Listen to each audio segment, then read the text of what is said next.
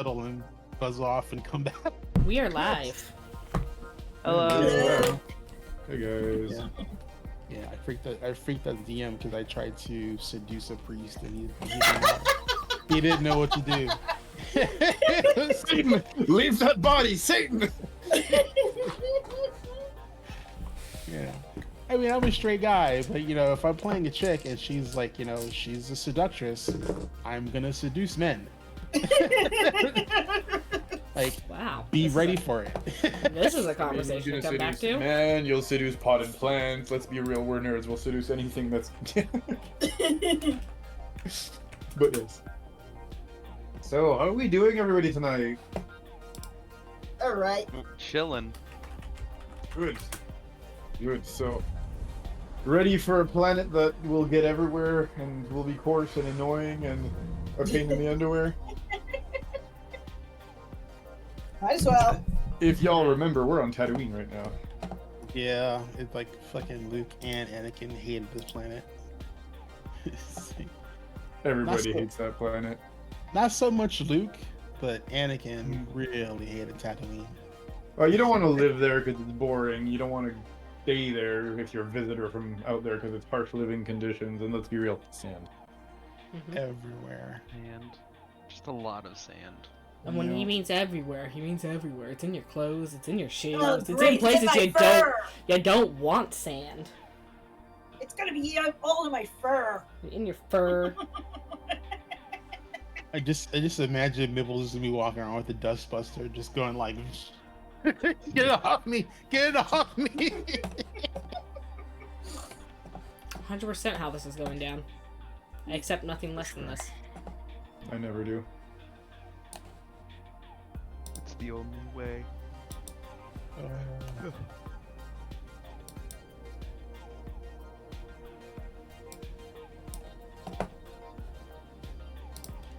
get some better music on now.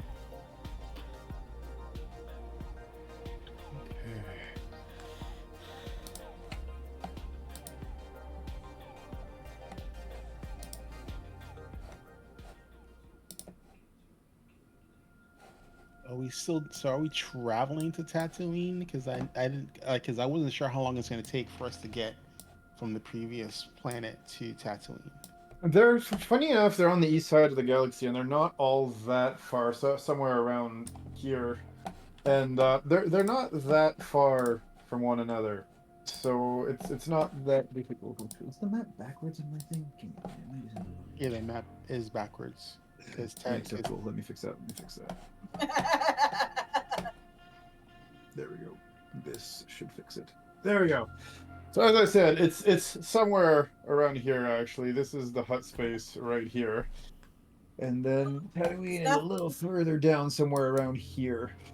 But yes, so you guys are basically traveling up and down on this arm of the galaxy right now. It's not as difficult as you're traveling basically the eastern arm of the galaxy right now.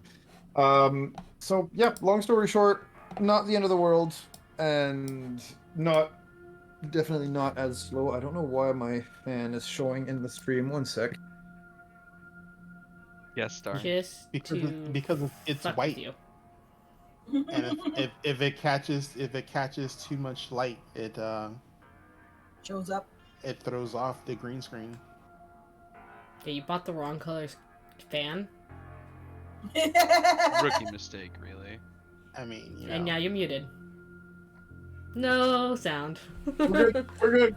I promise. we? We're good. Are we good? Are you sure? It's just what? It's just I mean, after the evening you've had, I'm not surprised. The best fans are the 12-inch tornado fans. the Yes, black they ones. are. Oh my god, those are the best. Like I buy those and I run those until they die. You can Mhm. literally leave that thing on all day, every day for like years. It Yeah. takes about 3 years for the motor to die. I know, because I've burnt out multiple. Yeah. I got money's worth though. Mhm.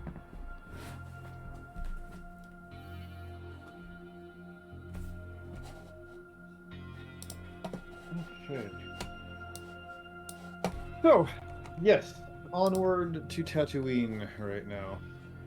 So if I remember correctly, last time we had done that evening stuff, kind of, and it was going into the next day. Mm-hmm. Okay. Unless we're fast forwarding and saying, "Hey, we landed." Well, I mean, besides, I mean, you guys do have about maybe a day or two of traveling here, so if you want to do anything with your downtime, feel free to let me know. We can go off of that. I want to chat with my holocron friend again. Okay. Um. So yeah, I'm assuming before you rest. In that case, you chunk some force power into the holocron, turn the damn thing on. Yes. So, Hello. hello. Okay. Oh, okay. Sorry, I thought I was bugging out again. Yep. Okay. So yes, you put force points into the holocron and then turn it on. I'm assuming. Yep. Okay. Yeah. It turns on, and once more you get that hooded old man bust hologram appear in front of you. And he looks at you and he says, "Ah, you returns." Well, I kind of live here now. So do I, clearly. So what's after force landing?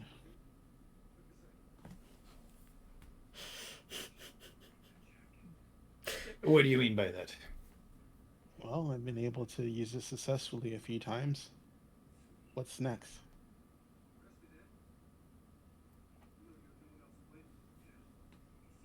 I think you misunderstand. What's next is not the right question. If anything, what's next is my question to you. You refuse to be an apprentice, a Padawan. I don't mind imparting my knowledge, but unless you wish to commit, there's no point in me giving you a full formation of dogma and belief and all that crap. The Force is a tool, after all, so what do you want to learn, really? Mm. I want to learn more of how to use the um, force in a more balanced way. Well, like I said, if I wanted to be someone's Padawan, I would, just listen to my aunt and be a Jedi already. But that's not what I want to do. It's not like I don't have the opportunity to be a Padawan to a master. Mm-hmm. I just don't understand why, if it's if I wish to learn and you're willing to teach me, what is the point of me being a Padawan? He There's shrugs. connota- there's Hmm? connotations I'm just not comfortable with.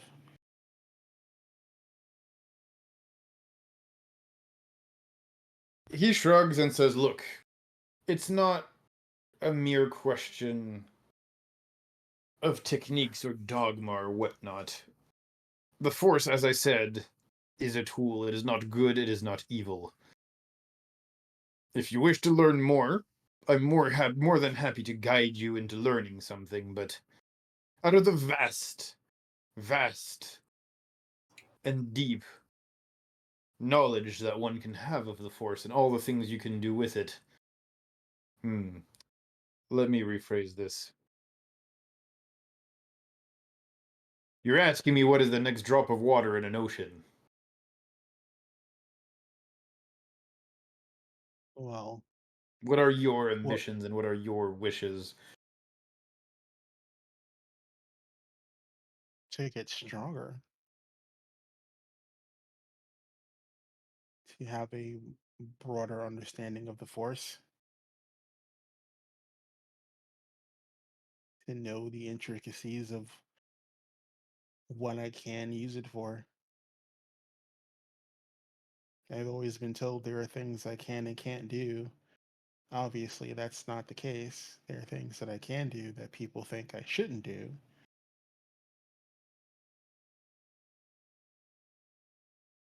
but I was never taught those things. Well, that's what a Padawan is taught. And if you don't want to learn it, that's fine. My purpose is not to make you into anything, really. I don't want to be made into anything. So once more I ask you, what do you want power for the sake of power? How droll. I don't want power for the sake of power. That's a despot. So, you just answered me you wanted power. Well, I mean, to go through life and not being able to protect or defend what you hold dear, knowing you have the ability to, is silly.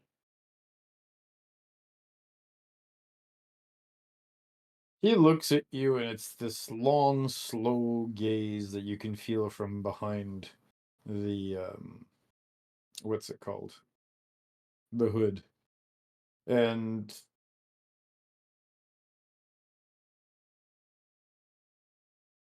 he cackles for a minute, and he says, "Ah, now that's something that explains why you don't want to be neither Jedi nor Sith. You have things you hold dear. The Jedi refuse to form attachments.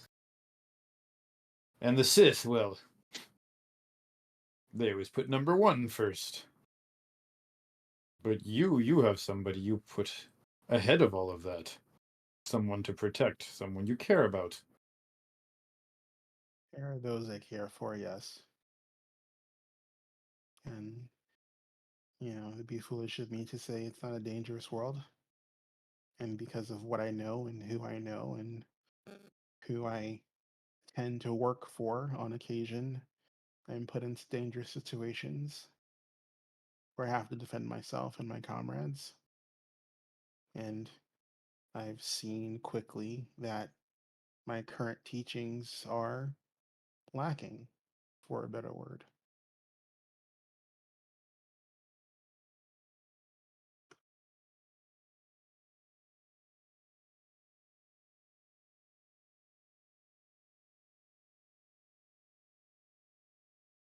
He once again makes this long, borderline awkward pause. For a minute, you think maybe the holocron froze or something. Not that it can, but And that mouth once more open that you can see just from under the shadows of the hood. It opens and he says, "Good. Well,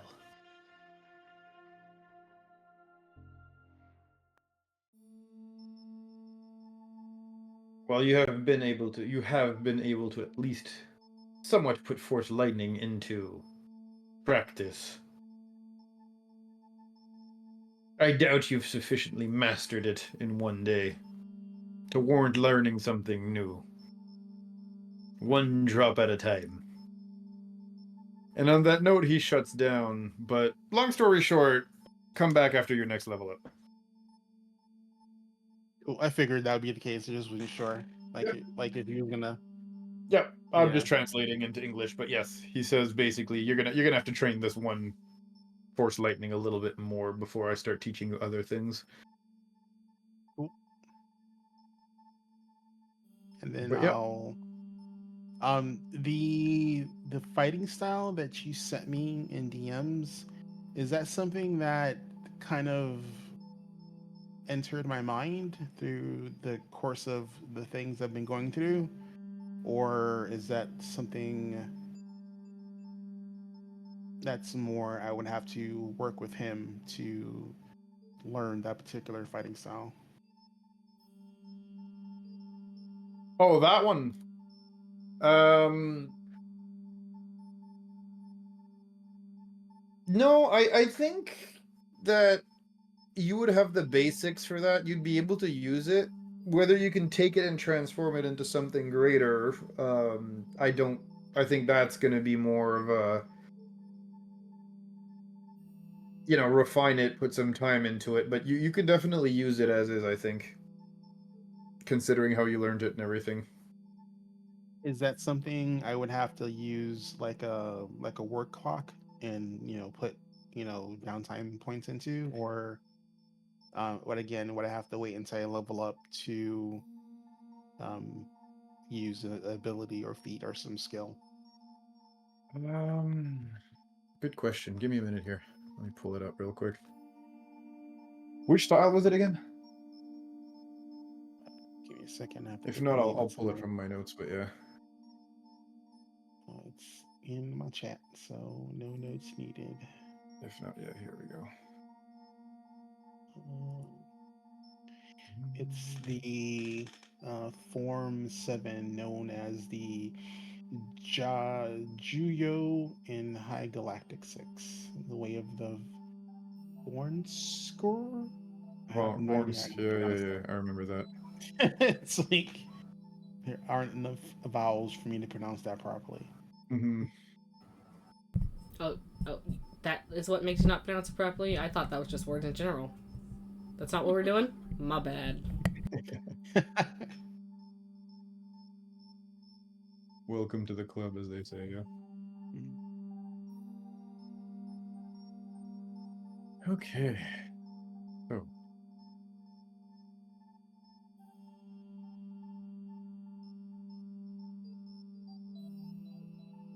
Let's see here.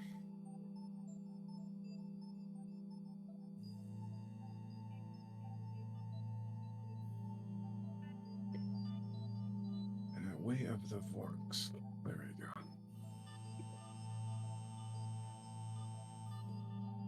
Like I said, if it's an official fighting style, I have to, spec into. No, I'm gonna confirm that for you in a minute, because here's the thing with how they made it in here.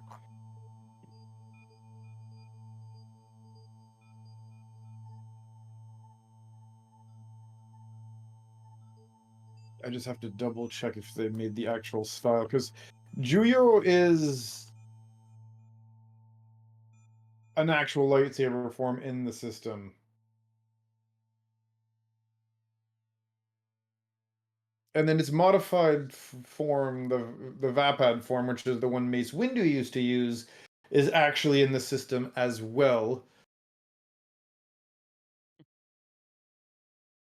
But it's, of course, something that's made, I think, to be learned by, I think it's the Jedi Guardians or something. It's because it's an actual lightsaber form, right? Yeah. Just give me 1 minute over here to roll over. Yeah, sorry, I didn't think it would eat up this much time. No, you're fine. It's actually a good question to ask here, because depending on what it is.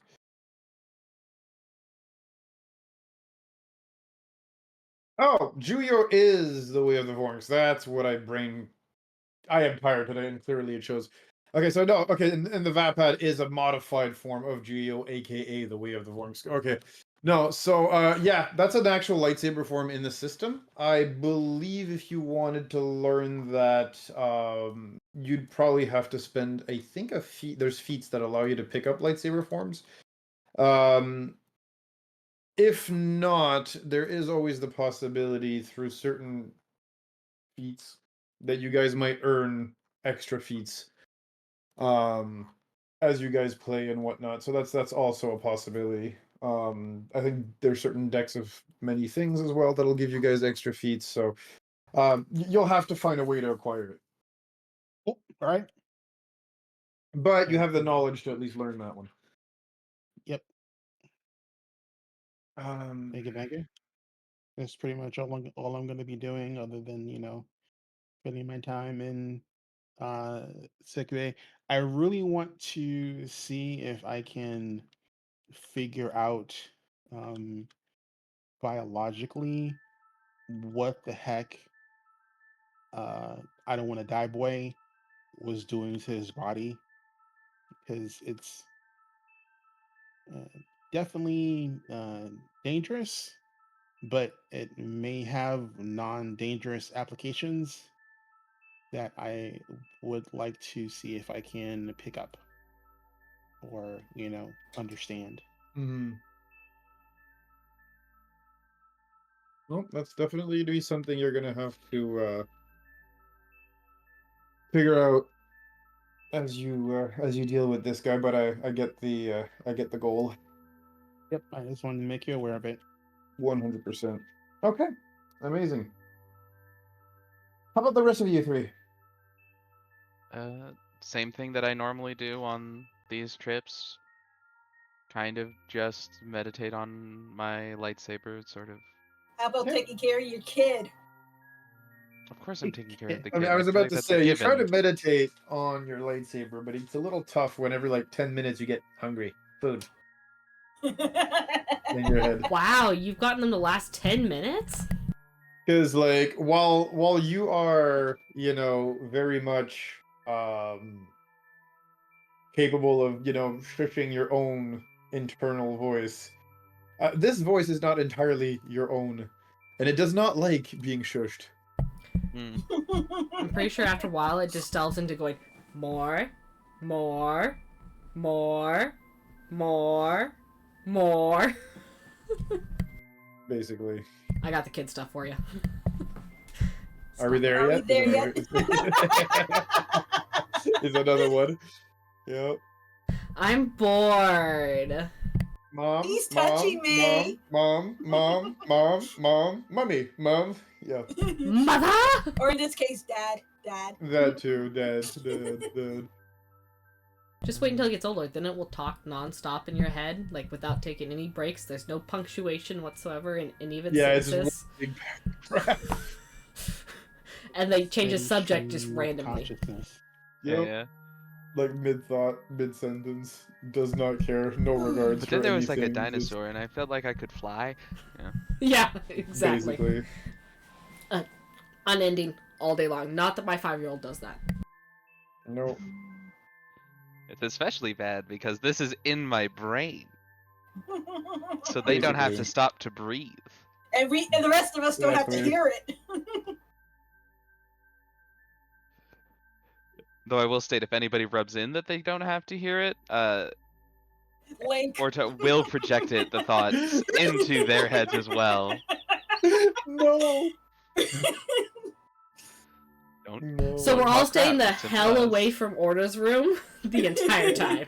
Like, For Pretty some much. reason, like all the rooms around Orto's rooms have vacancies. Everybody else is in like all the rooms that are like as close to the bulkheads and like as far away as they can. yeah, Mhm. yeah. For some reason, Orta was in the mess room and he got real annoying, so now he's knocked out and just laying there on the... Just kidding. No. I didn't kill him. He's just unconscious. It's fine. Just kidding. Guys, Right. you don't seem to understand. Orta doesn't have a room anymore. He is just in the dining hall. That's all he's. That's the only place he's God. allowed to be. Damn Also, it. We can't go to the dining hall. The one thing you told me about from last session that you want to try to teach her how to pilot the ship. Oh yeah, that is another thing that is occurring once the Babu gets a little bit older and less exclusively thinking about food. True. It should be fun. Nibble is gonna be there at every moment because he does not want the ship broken. Oh, I also know what's gonna happen. My lightsaber has a new roommate. I'm also projecting the thoughts into that roommate's head. Zizu does not appreciate this. 'Cause it's... No, not Zizu, but your other friend. I know, but why did I get the ceilings? It's just bouncing around inside the lightsaber, like, for all of us to Yeah. hear. I mean, long Yeah. story short, though, yeah, if he was the only one to suffer with that, he would definitely also transfer all the thoughts to Zizu. Yeah. You have angry It's a- pixie Zizu mad at you. My existence right now is just angry pixies and hungry babies. Yes. Yes, it Basically. is. Angry force ghosts and, and a hungry child. Yep. Oh no. It'll be fun. But It's yeah. a bad 80s sitcom. Yeah. But we only have one person that's alive. Oh wait, no, Yeah. 2 technically, if you count the baby. Only one that doesn't have an exoskeleton. Yeah. It's an interesting Yeah, should be fun. Have you ever been on like Amazon Prime and you found like the really, really like low budget animated Super shows on there crazy, that it's yeah. just it's painful to watch? Like, it's just like super cheap slop that exists to bait children into watching it. Yeah, that's what I'm picturing this level of sitcom. Yeah, honestly, yeah. But yeah, Now that we've whilst completely not, derailed, sorry. yeah, whilst not taking care of the baby, so probably like 3 to 10% of the time, if I'm very lucky, Orta will be sort of meditating with his lightsaber. Hungry. During the 3 to Basically. 10% of time that he can. AK when kiddo is napping. For Yeah, 12 when you seconds, when you correct. like stuffed it full of food and it like disconnects for like, you know, an hour while sleeping or something. You know, and I can't be asleep at that point because it's not really bedtime yet, so I have to stay awake. Because if I But you're fall asleep fucking, at but that you're point, burnt it'll out ruin my because, you know, it eats circadian you up when you're trying to sleep. rhythms. Yep. No, Yep. you don't have a circadian rhythm anymore. That belongs to the child. And are they still Yeah. waking you up in the middle of the night is the good question for food. And how often? Yup. All the time. It's literally when it's a passing thought in their head that it occurs. So all the time. Like, there are probably times where it's still asleep and Orta has like a trauma attack. Because he hears in the back of his head, hungry. No. Angry, hungry, no, sleep. Hungry, no, sleep. But yeah, it's Okay. fun. It's super great. God forbid our kids IRL would be able to do something like that. That Oh is God, please terrifying no. as a Telepathy? parent. Do not give the children telepathy. No. You know what no. I'm saying? Like that is just terrifying to me. On so many levels. At the same time, it eliminates the question of what the hell were you thinking? Yes. You just you see the image of sticking a fork into an electrical socket whilst eating a crayon at the same time in your head. You're like, no. Stop it. I wonder what the children do. No, I know what they're doing. I know exactly what they're doing. It Unfortunately. would be Parental yeah, guilt. no, exactly. But yeah, no, forget like having any sort of like personal life. And I'm not even talking about just like interaction with your significant other. I mean like anything. You're going to the bathroom and you see her hungry in the middle of your head. A freaking mandible reaching in under the door. Yep. Right? Yeah, you're not allowed to go to the And bathroom like, alone. give me the food. Food. Then she learns how to open the door, and now the door is open all the time when you go to the bathroom. No. You say no, you know this happens. I know, but I'm just like, no. That was much more mournful than just no. Yo. That was bitter awareness. But yeah, so 77 years of baby care with about 3 hours of meditation time. Was all that I was trying to say for that, yeah. Yep. Just focusing in on the lightsaber when he can, trying to sort of kind of just like connect with it better is the best way to describe it. No, I get it. Okay, perfect. How about you, Tim? Anli was working on a piloting skill because she wanted to better use the weapons and not rip the controls off anymore. Okay. So yeah, just give me a d20. Add the number to your. Basically, I gave her the total ship so far learned. manual. Pretty much. She's not stupid, she can read. She actually has pretty good... Well, she might be struggling with some of the big words. 5? Okay, very good. The more technical Add that. terms. Yep, add that to the number of successes you've had so far. Yep. We'll learn how to do this, and we'll go from there. Yep. Very good. Mibble's still reading his weapons books and such. You just have to tell me how many hours he has in that. Well, add to it.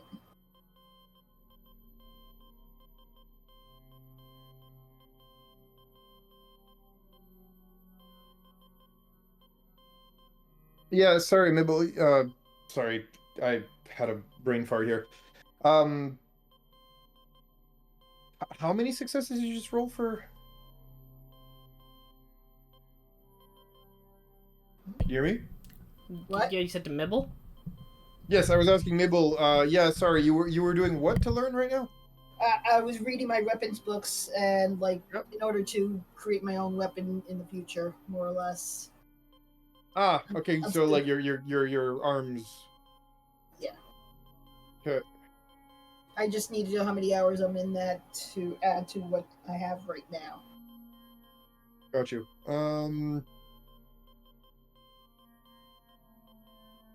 So the way I do it is I usually ask for a D20 for stuff like that. D20. Yeah, because I've- it's not I've so been much just about the adding now. hours; it's about what do you actually like retain during those 4 hours or whatever that you Yeah. work on this I, stuff. I've been just writing down the hours I've been reading in the books. So Oh, okay. Then just add that. We'll figure it out later. okay, how many hours am I adding to what I have? Give me 4. 4. Okay. Right, because you are trying to. Okay, that's fine. I'll figure that out later. Yeah. Okay. Moving on.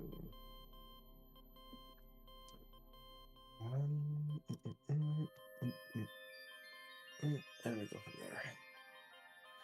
Okay, good.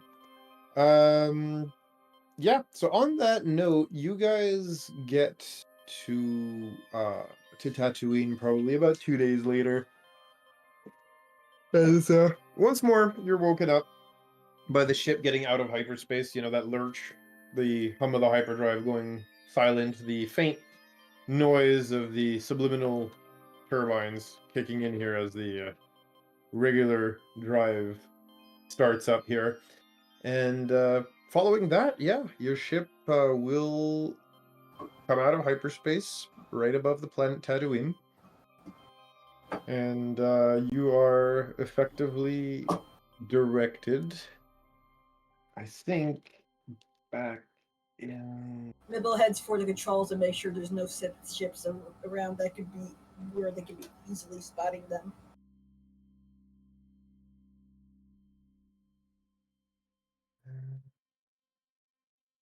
It's, I was thinking anchor head, actually. Yeah, there we go. Yep. So you're going to be directed actually towards the um city of Anchorhead, actually.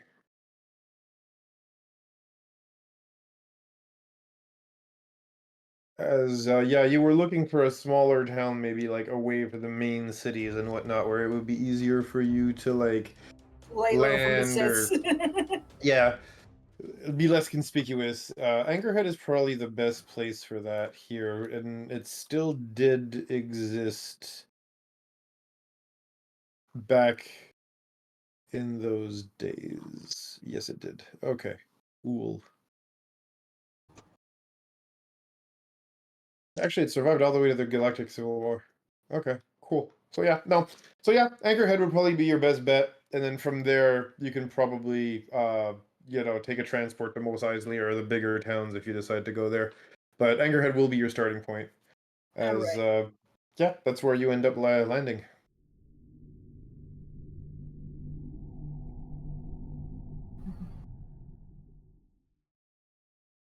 Sort of when I have a chance, I do want to pull like Codev to the side for a moment. Okay, go right ahead. A dot. Yes. Back when we were back at the Jedi Temple or whatever it is, uh, the mission that they had sent us on before this one, told we were supposed to bring back some stuff for them, right? And we did gather some. So I noticed you didn't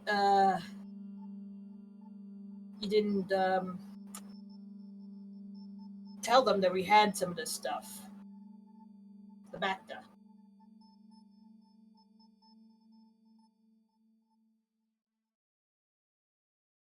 Well,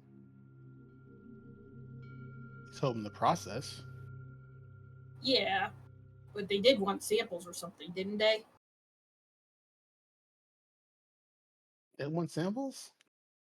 Because I don't think we had any of the back to the pills left because Pills, no, I but we did gather some Bacta from one of the storehouses. did we? I'd Yeah. have to go back to check. I'm going to be completely brutal with you. I Yeah. actually Um, have the ones I picked up down, and I know Kodab picked up some. well, there you go then. Um, Like we each got okay. like a vial or something of 2 Vecta.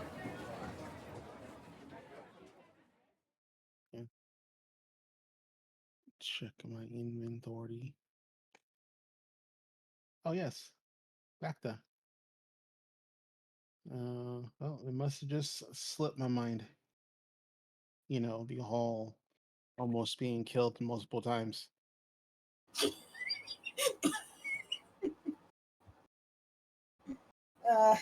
Yeah, but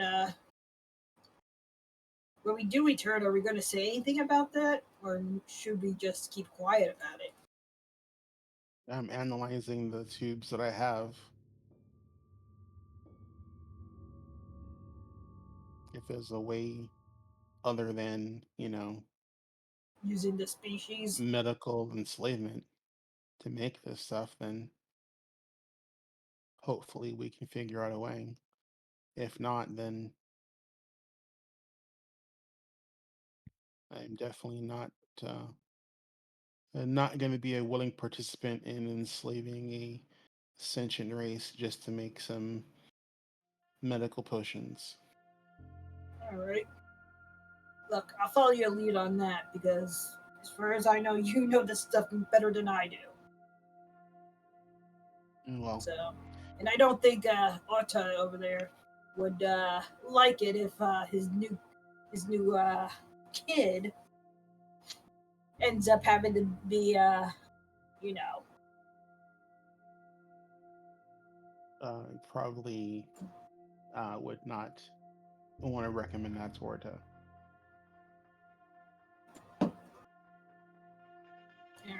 But I'll keep seeing what I can find out with the Bacta.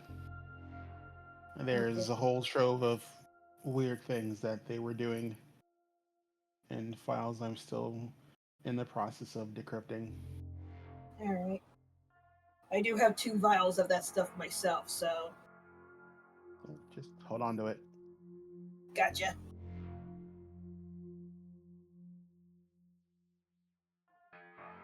Okay. Now, before you all disembark, is there anybody else who wants to do anything on the ship?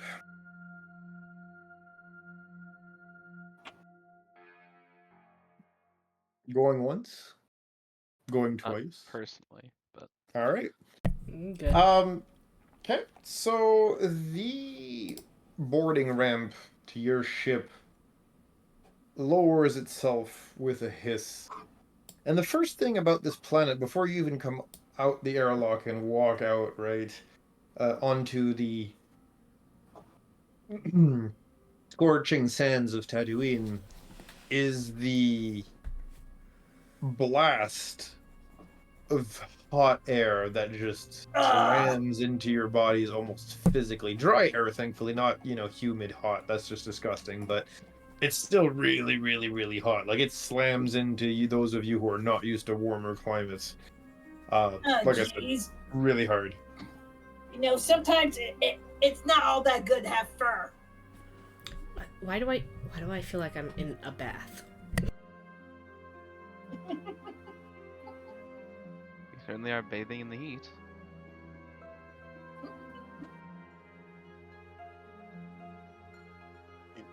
Checking my force powers to see if there's anything I can use to make me feel more comfortable.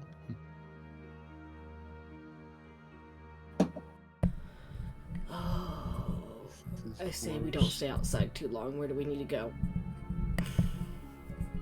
Inside.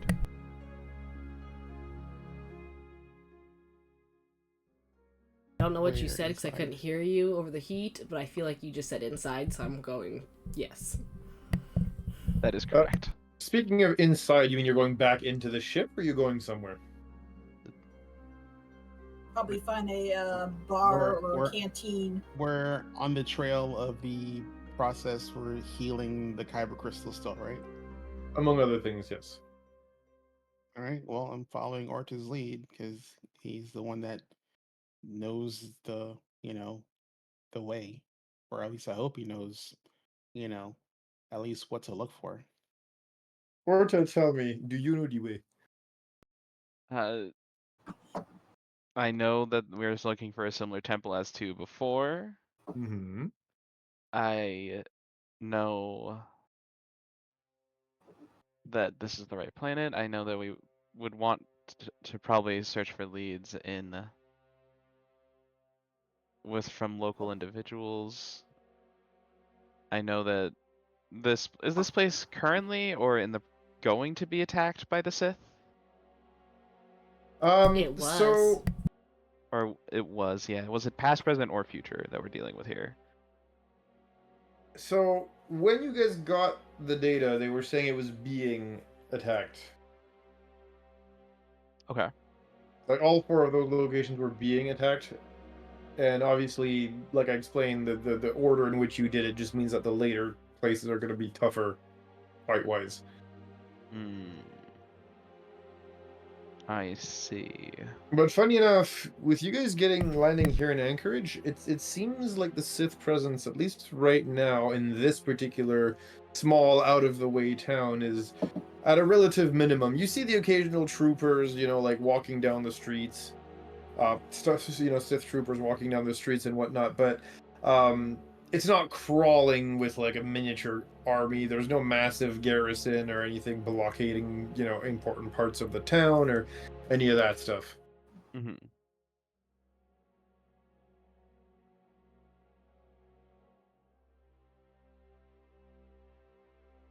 Mibbo's going to be looking for Huh. a bar or cantina. Trying to get out of the Yeah. heat of the area. That feels like it's for the best. I'm also probably looking for food for the small one. Okay.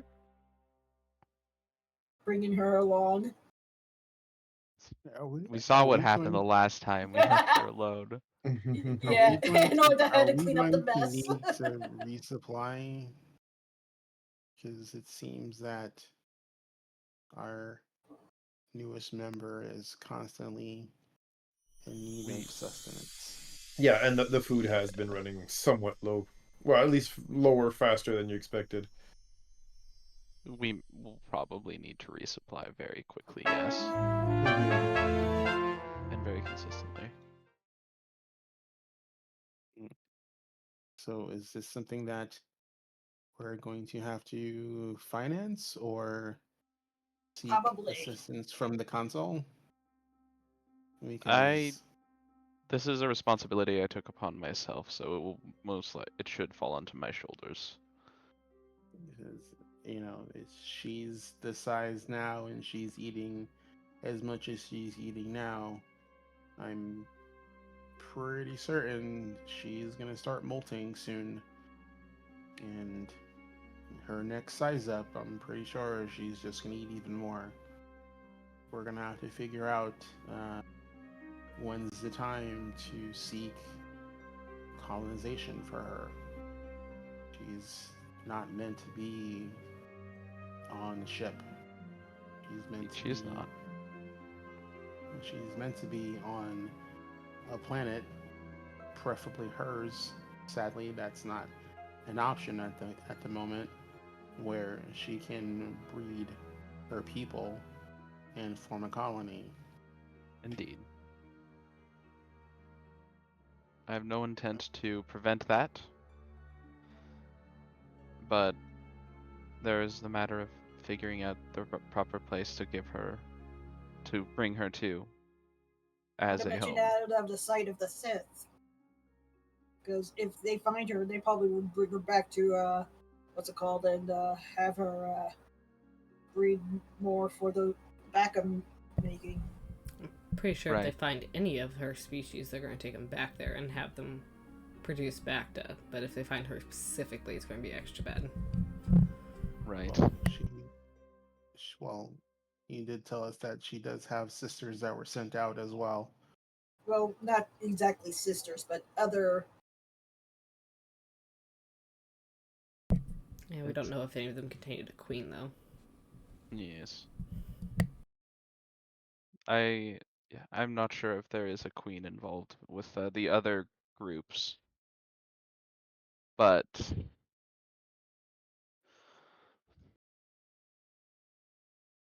regardless, you are right. We do need to find her a proper home where she will have plenty of food and plenty of space, and it won't entirely ruin an ecosystem. as well as proper security. Proper security Which as well. means she's also going to need to learn how to defend herself. You can't just release her onto a planet or onto an environment by herself and not expect her to be able to fend for herself. True. Mivel, can you run a background check on the localized planets in the system to see if there is another suitable planet that meets the same criteria as her homeworld? That may take a while, and right now we're currently busy. I'm not expecting you to actively sit at the terminal, but is this something that you can run a check for and then be alerted when something pops up? Possibly.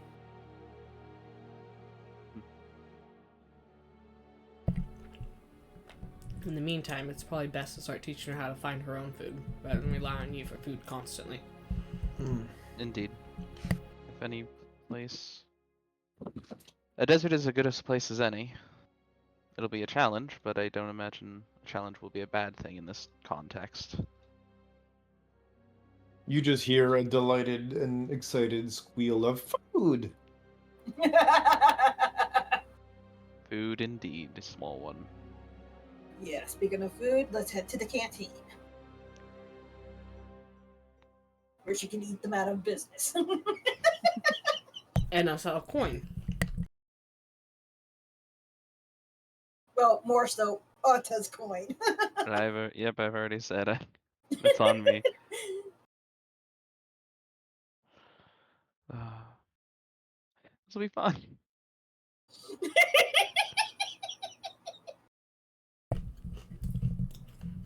I don't want no consequence.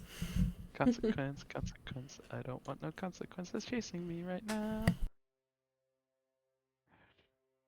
So yeah, we're heading to a canteen then, from what I'm hearing.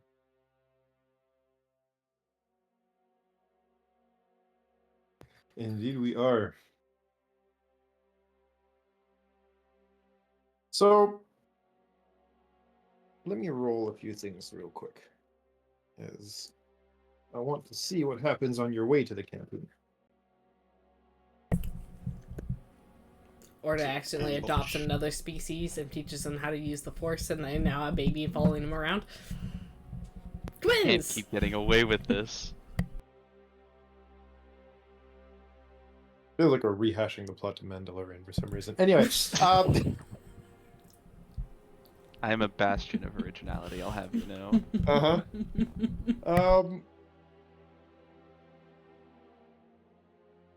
So I rolled a nat 1.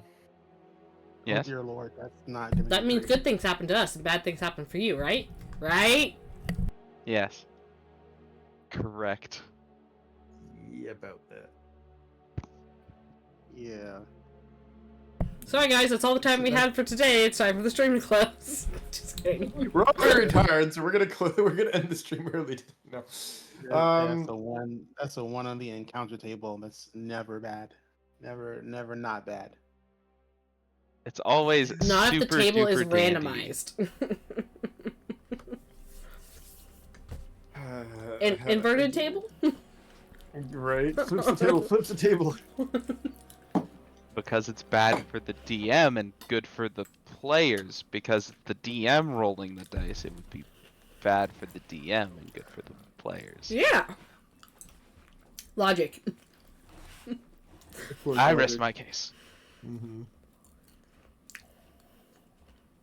Yeah, about that. This is what we get for letting the DM roll the encounter dice. You know what? That actually though is fair. Roll me a d20. Who, me? Go ahead, Tim. Fuck. I don't know if you want to You're the trust one this who to was my talking dice. about it. 17. Let's. Much better. Okay. As I'm watching the DM sit there going, God, I don't want to do this. No, not really. It's not God. I don't want to do this. I did forget that usually you guys are supposed to be the ones rolling the encounter dice. I was excited just... to roll some dice and I forgot. Okay, sue me. Look, I was just giving you shit. I didn't mean to change up the whole plan. You could have rolled the dice. It's fine. No. You're fine. It's not bad. It's just fun. It's just funny. But I did actually legitimately forget. Considering, you know. So yeah. Let's try this out real quick. For a 17. Okay, cool. As you're walking down the main street, right? You notice that the crowd does get busier and busier. And as that happens, right? This busy market street,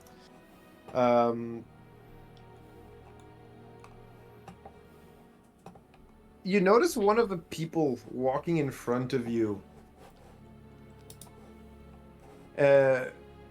Walking's actually a very, shall we say, gracious term, actually, as this oversized slug is on a grav sled and clearly not walking themselves, along with their retinue of Gamorrean bodyguards, but as they're moving forward down the street, kind of taking looks at the different stores or at the people who are running up to like expose their goods to them, you know, going, "Oh, please, please, my lord, look, consider this." They make a sudden movement, seeing something that kind of excites them as one of the wares being sold, and you can see it's these exotic frog-looking like thingies that, you know, that massive slug wastes no time shoving down their mouth. And as they do so, they kind of elbow a big pouch of coins that hits the deck, hits the ground. They don't really notice, you know, considering how excited they're about the food. The Gamorreans are, well, not the brightest light bulbs, and they don't really notice either, because this is not something that's coming at everybody screaming, waving a weapon. So, the procession will continue going down the street, and you find like I said, a bag containing about 3,000 credits. Like in local currencies. On the road in front of us? Yep. As you guys were walking right behind them, basically, you're the first people to have access to that. Oh, thank goodness. That will cover 2.5 hours. I mean, it's their coin. Is the bag? I'm not kidding. Is the bag like fancy? With some Nerf leather pouch, most probably, from what you can tell, anyway. Is it space Gucci? No, it's leather. It's still leather, but it's not like space Gucci. No. It's a generic pouch. Okay. Generic pouch number 3. Yeah, exactly. It's his Wednesday. It's his Wednesday wallet. And was it obvious to us that it fell off his hover thing, or? So I don't want to touch the pouch. I want to leave it on the floor. Mm-hmm.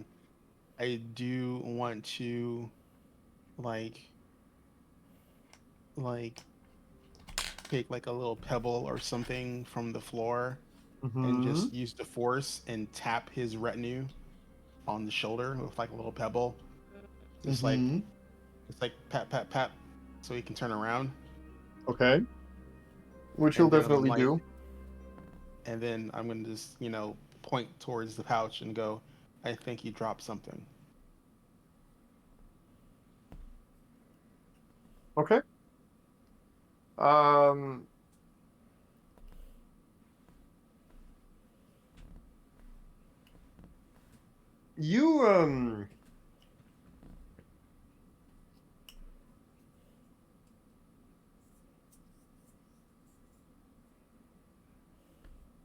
You mentioned this to the Gamorrean,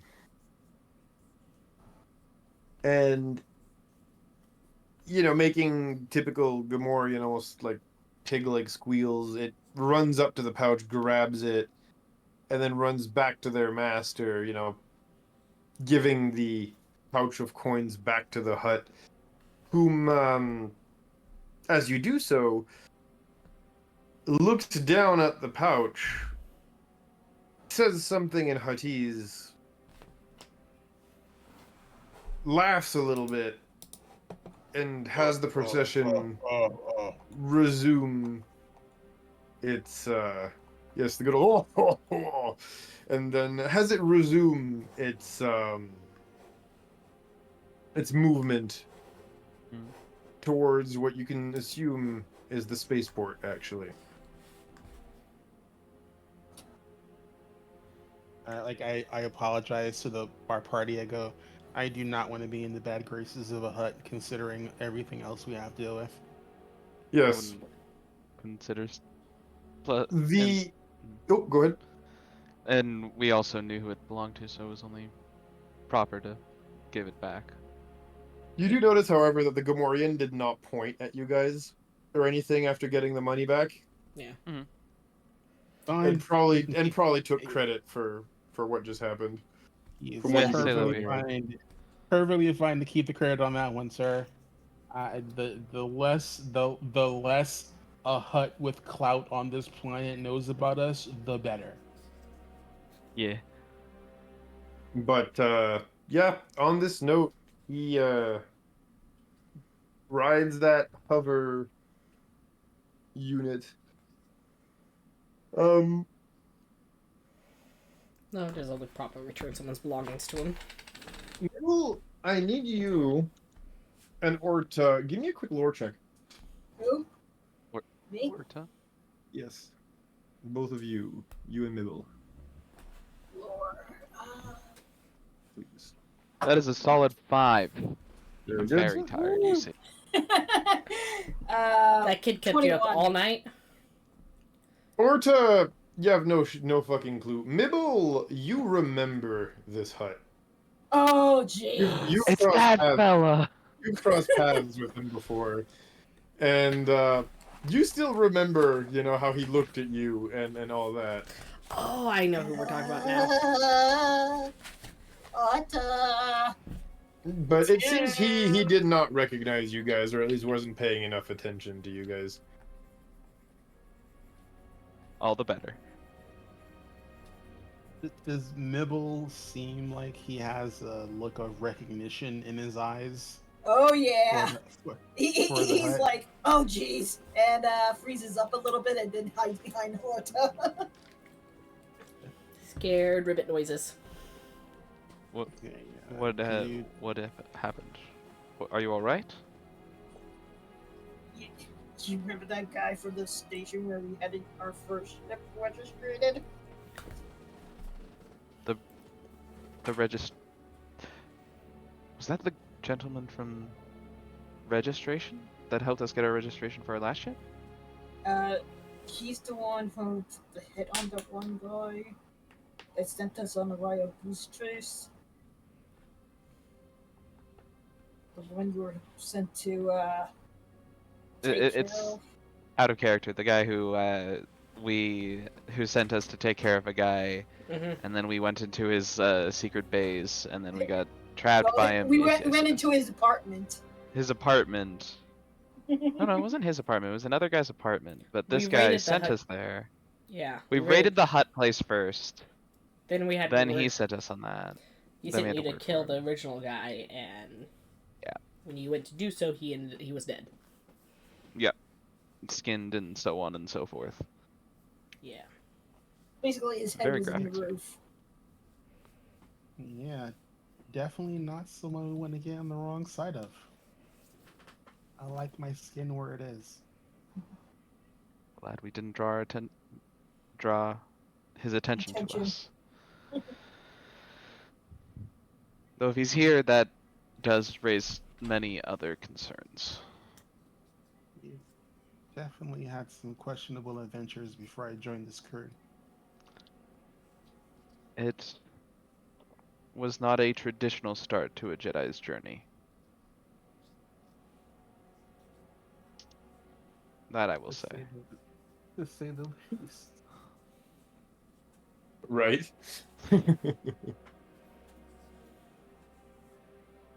Well, now we know what he looks like, and we know that we should more than likely avoid him. So, small fortunes. Indeed.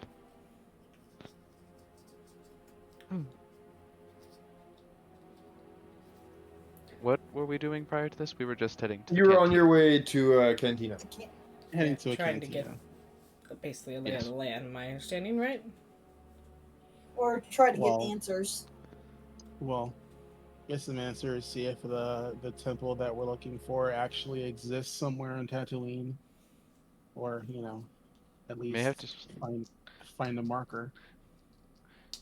We may have to find 2 halves of a golden scarab that will then start a musical number and fly into the desert, creating a giant sand lion's head that will open up and create a cave.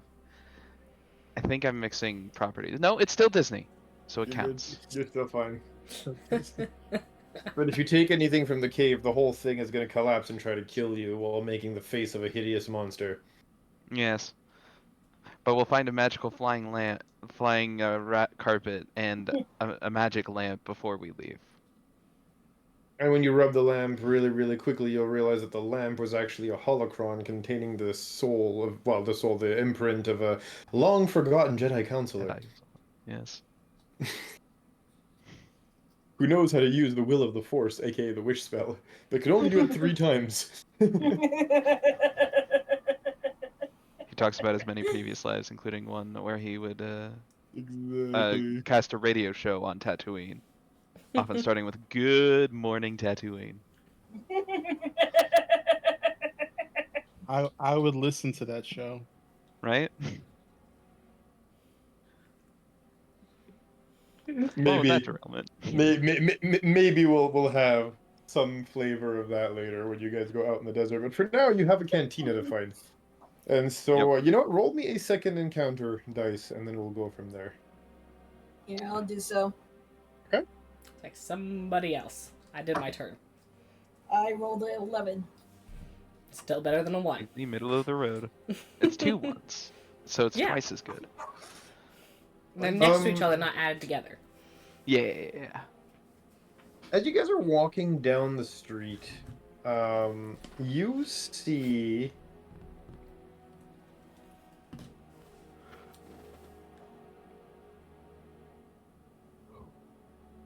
I need to roll. Where's my dice? Yeah. There's my dice. You notice a patrol of 2 Sith troopers walking down the street. They haven't spotted you guys yet. They're just kind of walking and looking at everybody around.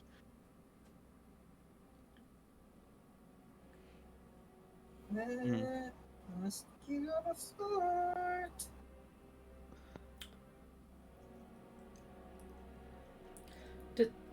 I mean, Do Order and Kodav actually look like very like, oh look, there's a Jedi. In the way they dress. I mean, we have Actually- robes. Kodak took the robe from the one oh yeah, version the of one Sith guy. Memory serves, right? No. I don't think he actually bothered to wear them, though, from what I remember. Did he? Yeah, he said it was more armor or whatever. Oh, that Yeah, one, yes. better stats, yeah. Yeah, I- I'm wearing that one I because I Probably didn't just- have any armor. I mean, rather than ducking and hiding, that just makes us stand out. If we continue our way and just try moving, it's basically onto the other side of those of us who do not look like Jedi, you might be able to pass through. yeah. I imagine Well, it's probably it's- too late for me to lift my hood. Oh, no, you can. And I'm just going to move towards the side that the troopers are walking through, as I don't look like a Yeah, Jedi. I'm not worried about this. I mean, I would presume that But I am I trying would to presume block their that view. his robes look like just armored robes. Yeah. Mhm. Like Like- usually Sith don't go around wearing stuff that like Says, has hey, markings of I'm a Sith. hey, I'm a Sith. Yeah. See? No, but these are troopers. They're not Sith, so they are wearing an armor and everything. And again, this is We're a talking desert about- planet. There's a lot of people wearing hooded robes and stuff just to stay, safe from the sun. I'm just going to make sure I'm walking between them and the other two to try and block their view of them. Okay. Yep. That's my goal. Just block their view and be the one that draws more attention than the rest of the group. Okay, can Not you to the all point just... where I stand out, but just to the point that I'm trying to divert their attention from them. Can you all give me a quick stealth roll then? Yay, group stealth. Yay, group stealth. Yay, group stealth?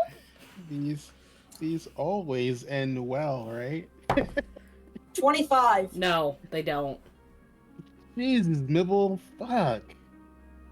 Did you nat 20 on that, or is that just... 19. Oh, okay. Nice. 19 plus I'm my just 6. double checking if my armor does in fact apply disadvantage to stealth, and it does not. Okay. That is a 18 for me. Nice, nice. That's a solid Actually- 9 for me. Yeah. Hungry, hungry, hungry. Oh Lee, god, just we shut gotta up! roll for the kid. The kid only speaks in my head, it's fine. No, we gotta roll stealth for the kid too because she's in the group. She's wriggling about. Like, can I eat that one? Oh god. No eating sentient people. Right. But why? What were the little guys with the buggy eye things called on Tatooine again? Which ones? Jarbon? Oh, The No, little Jabba? nomads that with the shock sticks or whatever the hell those guys Oh, were. you're talking about the I ones that forget get the names. and all that stuff all the time, right? Does it start with a J? Yeah. Jawas. Yeah. Oh, the Jawas. Yeah. Jawas. Yeah. Mm. It's like it's looking at some Jawas, going, they're about my size. I can take them. Lunch? No, we are not eating the Jawas. We might eat the Jawas. If they piss us off. Yeah. Good times. So we're probably waiting on my roll, right? Please. No. I I don't want rolled a to. 1. Yes. You did say you wanted to be the most conspicuous one in the group. I did say that I was trying to stand out to try and draw attention to me and away from them. I didn't want to stand out that much, but apparently I'm too good at what I try and do. The walking armory So- probably gave me away. Yeah. You The indisputable swagger of a barbarian. you kind of try to like get in between them and the rest of your group, right? Without being too obvious about it. And that would be all nice and well if you hadn't forgotten to kind of look at where you were walking. Mhm. And you managed to like tangle up your feet in the pseudopod appendage of one of the random aliens that's kind of crossing the street near where you are. It roars as you kind of step on it, trip on it, and like try to sidestep it, going so far as to bumping immediately into the two into the two Sith troopers to avoid again further injuring and pissing off that other creature. Raiders, welcome. Hello, Hey Raiders. guys. I was waiting for a pause to do that. Thank you, Azrin. Yep. Thank you, thank you. Put some hearts in the chat. And so, yeah, you effectively at that point ended up bumping into those two Sith troopers who obviously kind of are taken aback as you're still you're pretty big framed, right, for Togruta? Not super big frame. She's more lean muscle. Oh, okay. Well, either way, with the, strength of a barbarian and then you tripping over yourself here, as, yes, you guys arrived right on time for a nat 1. We love those. Yeah, you bump straight into those two troopers and they kind of sort of push you off and they said, hey, what gives? It's a little busy in here. I just tripped. Sorry. They kind of look at each other, look at you, and there's that, like, small moment of hesitation, right? And one of them kind of raises a hand and says, 1 minute. As the other pulls up a data term and starts looking through it. And then he kind of looks at the other guy And they kind of nod at each other. And they look back at you and they go, "You have ID?" Do I have ID? That is a good question. Do you have ID? Fuck would I need ID for here? I don't know, but the cops just asked you for ID.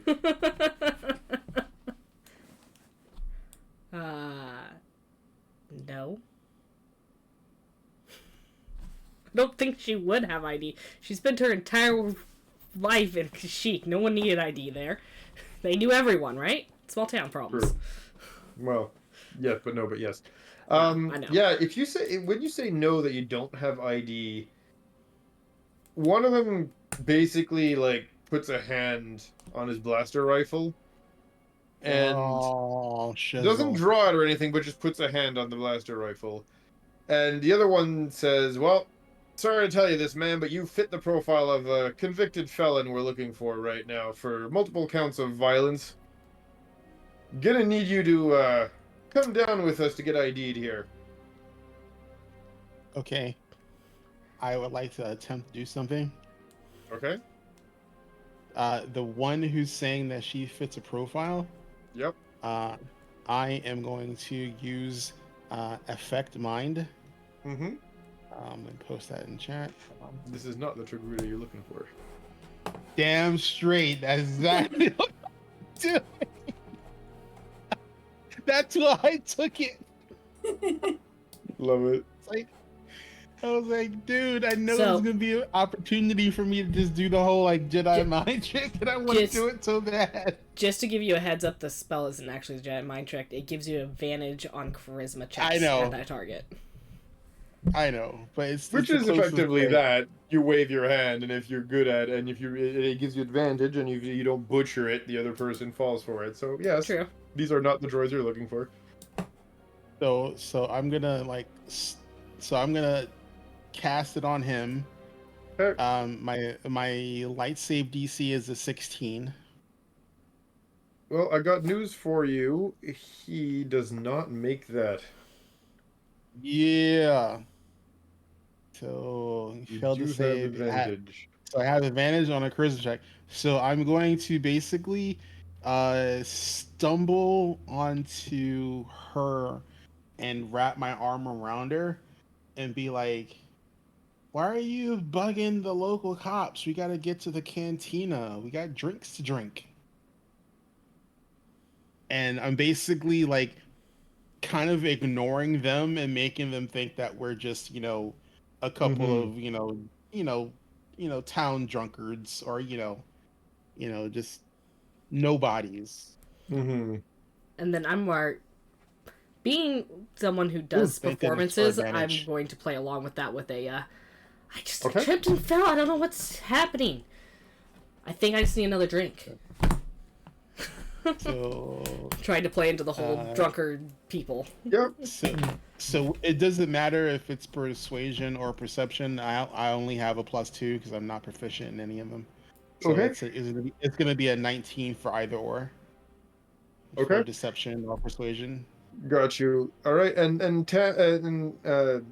Gila, since Only here added those extra stuff and everything, can you also give me a charisma check? It won't affect the outcome, but just for flavor. Performance? Sure. Because I'm proficient in it? Okay. Can we do a 15? Sure. So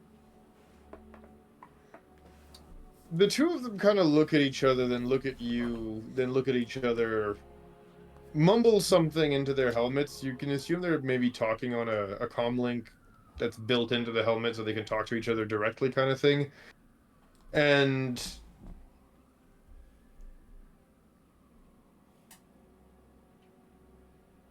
they then look at Only and they go, "Do this again, and we'll put you in the slammer for disorderly conduct. Move along." He's like, "All right," and gonna start walking towards the next more hospitable looking crowd. Yep. Well, that's the good news, right? As you guys kind of bumped into them, and it was your last random encounter roll here. You've effectively like gotten to the cantina. It's probable that its close proximity here lent credence to your fib, as you are capable of making it to with the rest of the party in tow. I'm assuming at this point, you do make it to the actual door to the cantina. Yay. Perfect. We made it. And I had a yeah, backup plan just in case things went. Look, guys, we've been indecent in the Nib- storeroom, and now we're nibble. drunkards in the street. What's next? Nibble had the grenade ready. Oh yeah, fog cloud Yeah. Glad it didn't come Yeah. to that. or smoke cloud in this case. Yeah, I pat Only's shoulder and I go, sorry about that. I had to improvise. No problem, no problem. I get it. Better than anything I had planned, because I was gonna come out swinging. I'd rather not. Me too. Me too. It wasn't a great place for it. But we were indecent in the storeroom, now we're drunkards in the street. I don't know what we're gonna be next, but this is entertaining. Just go inside and you want to drink now. And Az is frozen. There you go.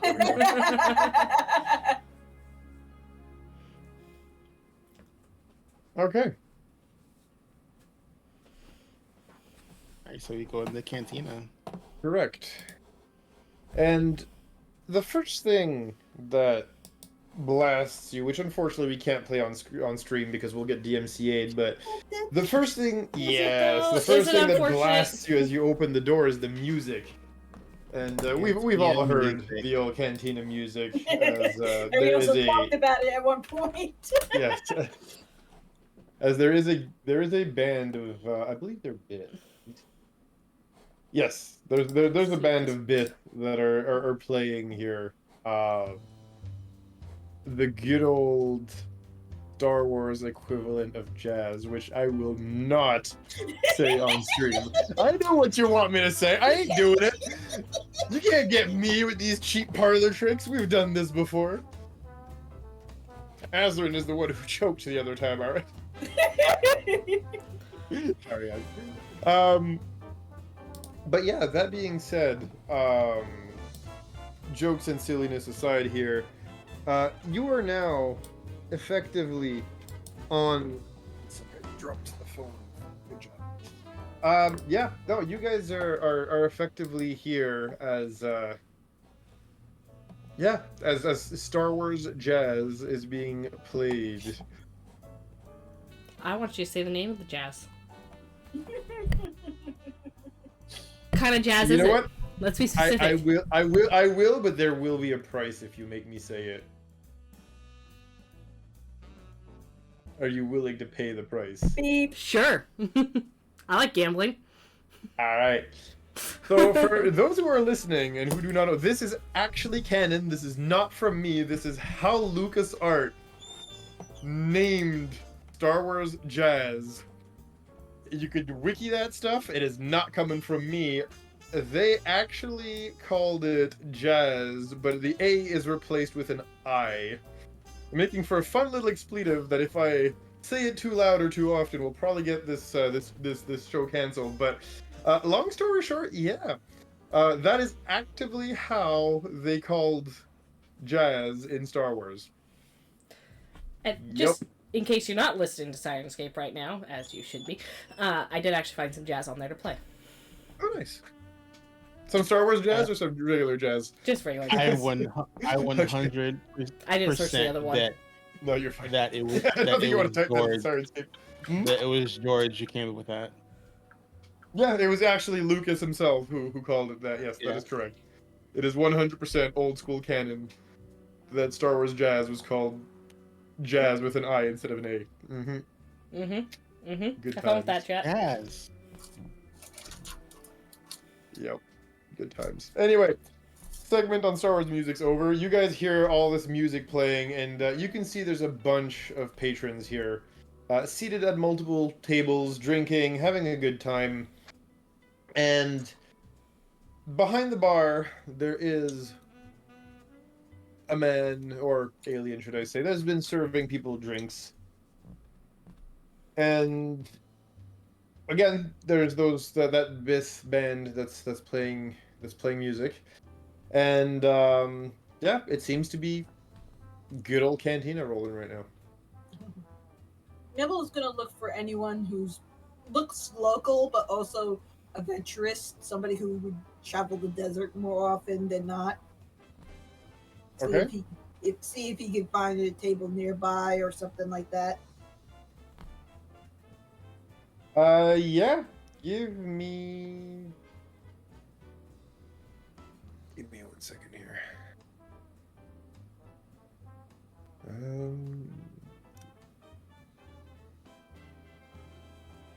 Yeah, you're looking for something pretty specific here. You know what? Give me an investigation check, please.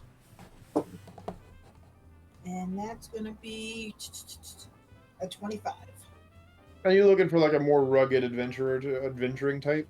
Yeah, somebody who's been around the desert, probably seen a few things, odd things or such. So, He funny sees enough, some shit. as far as like the adventuring type, you're in a tavern in Anchorhead right now. They all look various degrees of adventuring type, with the caveat that, you know, adventuring type, quote unquote, here also means criminal of some kind. And if they're not criminals, they're off-duty Sith soldiers that are having a drink. And if they're not, you know, an off-duty Sith soldier having a drink, again, there's some form or another of smuggler or something like that. But you do notice, seated quietly in a corner, there is one person. And to describe this person, they are humanoid. But funny enough, their body is covered in what I can only describe as soft, short, white fur. They have a full head of white hair and a tuft of similar matching white hair at the end of what looks like a long prehensile tail. Their nose is a little beaked and has holes fluted into it instead of just regular nostrils. And he's basically sitting at that table eating food and having a small drink. And sitting next to it between it and the wall, so away from the crowds and whatnot, right? Is what you would consider, I guess, a travel pack, a backpack, an oversized backpack of some kind. There's all sorts of little knickknacks and stuff hanging off of them, along with what you can only assume is some form of a stringed musical instrument. And he's sitting there, having a drink. All right, I found a empty spot nearby. See if I could maybe strike up a conversation with them or something.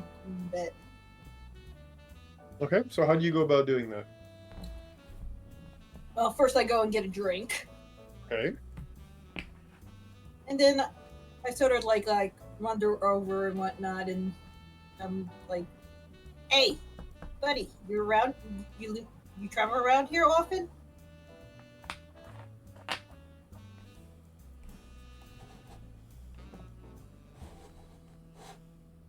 He looks at you, his eyes narrow a little bit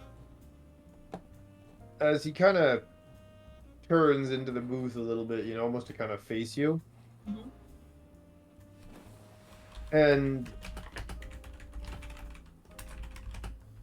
he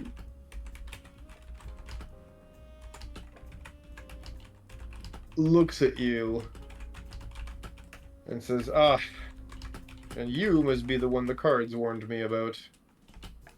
Pardon? Well, excuse me. Cards? Yes. And when you say that, he pulls out a deck of cards, and you recognize Pazak cards. Okay. For those who have not played the Knights of the Old Republic games, Pazak is a game of chance a card game of chance, where you basically build yourself a deck of various cards that give you pluses and minuses.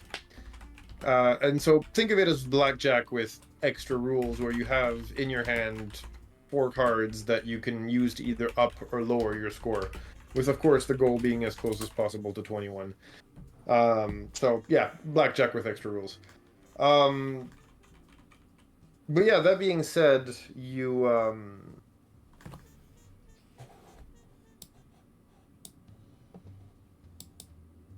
ask him, like what cards, and you see him basically pull what looks like a again a deck of playing cards, really. So I take it you're a gambler. He kind of raises an eyebrow, shakes his head, and says, "Please do not insult me." Hey, sorry.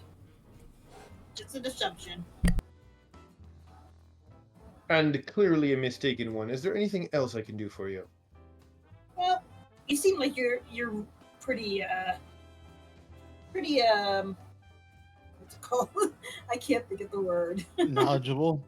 Not knowledgeable of the area. You travel often around here? A second assumption you have made. One, however, which is somewhat accurate.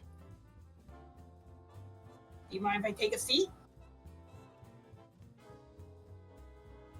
And before we hear his answer, we're going to take a short break, because it is unfortunately 12:40 a.m. for me, which means 9:40 for you guys. So yeah, we are going to take a small break right here. We'll be back in about 10 minutes, give or take, and we'll restart at 10:02.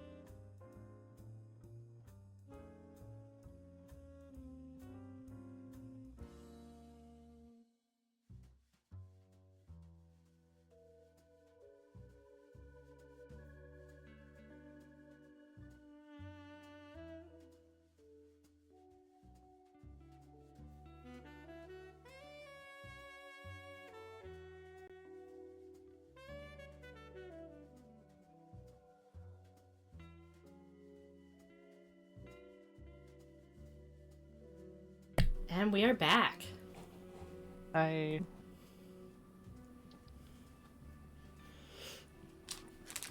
Hello, everybody. So,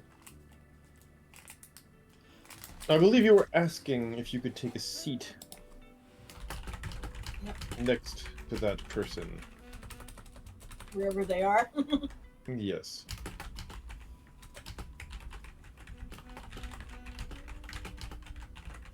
You know what? Give me persuasion, see if he likes you or not. Considering how you guys talking to each other, interacting has gone so far. That's gonna be an 18. Okay. So,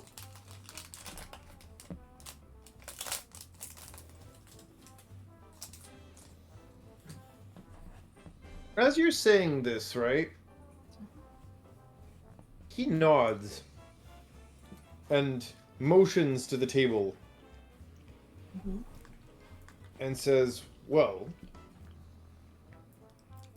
the potential for trading stories is always an acceptable one, and the cards did say I was going to meet someone new today, so let's just get this over with. Please, have a seat.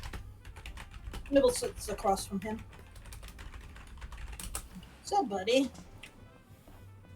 how long have you been traveling around here? By here, are you referring to Tatooine? This arm of the galaxy? What do you mean by here? Yeah, Tatooine. I mean, I'm kind of new here myself, so just want to know. See anything interesting? Anything worthwhile of mentioning?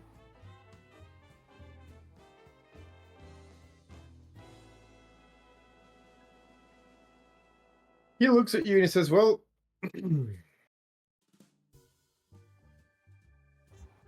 I've been traveling here for several months at this point. And of course, I've been to the cities. I've explored the desert a little bit. Met with some of the local species. Or should I say the locals? But once more, asking me if I've seen anything of interest or value is a very wide and, no offense, but very subjective question. And before you can really correct your question and ask it differently, he kind of cuts short and just looks at you, cuts you and says, "My turn. Where have you come from?" Ugh. I travel around the galaxy quite a bit. I'm a bit of a pilot and whatnot, so Ah, well, I guess my question was off target as well. Sure, your turn. okay.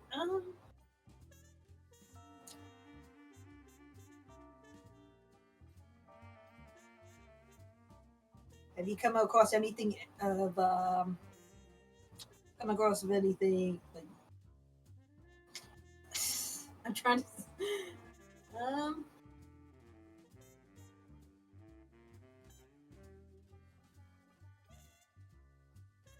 have you come across any interesting sights in your travels? He nods as, "Oh yes. If anything, the sunset here is absolutely amazing. As you know, Tatooine has two suns, right? Mm-hmm.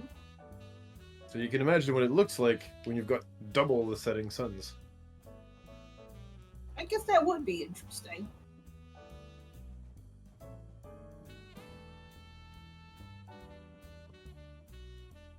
And he nods. And he says, and of course, there's the dunes of the desert always shifting, following where the wind blows. Sand must be a pain in it. He gives you a bit of a smile, says, well, you get used to it. And then once more asks you a question. So tell me, stranger, what do you do for a living then? I'm a more of a mechanic type. I fix things, repairs, that sort of thing. And my job more or less forces me to travel, more or less. So I just try to occupy my time best suited. Well, quite interesting. Well, your go. Go ahead. Have you come across possibly any interesting structures in your travels? He gives you a bit of a sad smile and says, "Unfortunately, I've only, like I said, been here a few months. I do tend to planet hop quite often, and as you can see, the desert tends to swallow up just about everything outside of the towns. And, well, not to be insulting, but Anchorhead's architecture is not much to speak of." I can see that.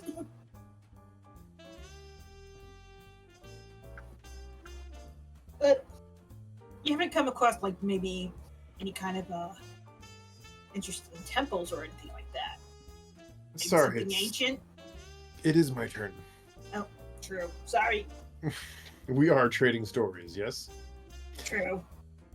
And so he looks at you and he says,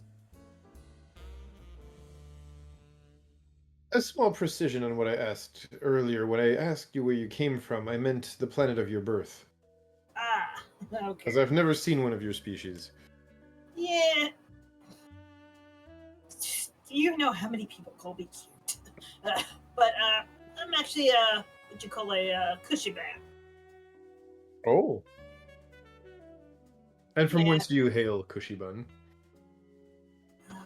I gotta look that up. Frantically pulling out her backstory. I don't remember the planet's name, so That's fine. Take your time. Meanwhile, while you're, discussing with this, I already had the wiki pulled up already. So you're fine with the species. What are you guys doing, Kodav, Orta, along with Child, and of course, Only? Staying I'm awkwardly buying in the a lot doorway. of Just kidding. Okay, you're staying at the doorway and just kidding. What are you doing then, Orta? I am buying a lot of food. Okay. Like, yes, I would like 2 of your. What is this? largest dish. Whatever's the most filling thing. 2 of your largest meals, please. 2 nerve haunches. No, whole. That's fine. You don't have to slice them up. And then I'll take a small sandwich for myself.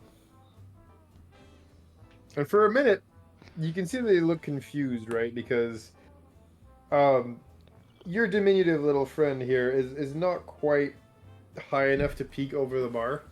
Mhm. So when you say you want this, and then a sandwich for yourself, he thinks you just mean that you're going to eat all of that. That is all for yourself. I do not correct him. And he just does the barkeep thing where instead of like letting it known that he's like shook or impressed or weirded out by the sheer amount of food you've just asked, instead he looks at you and he says, "Would you like a drink with that?"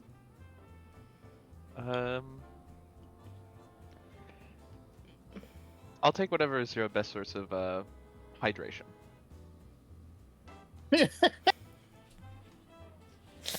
There's a little bit of a pause. Sir, I'd like a water. How to fancily ask for a glass of water? I'll take your best source of hydration. Well, I mean, what has the highest percentage of Asking for water in a You desert broke just the feels DM. wrong, okay? It feels taboo. I don't know.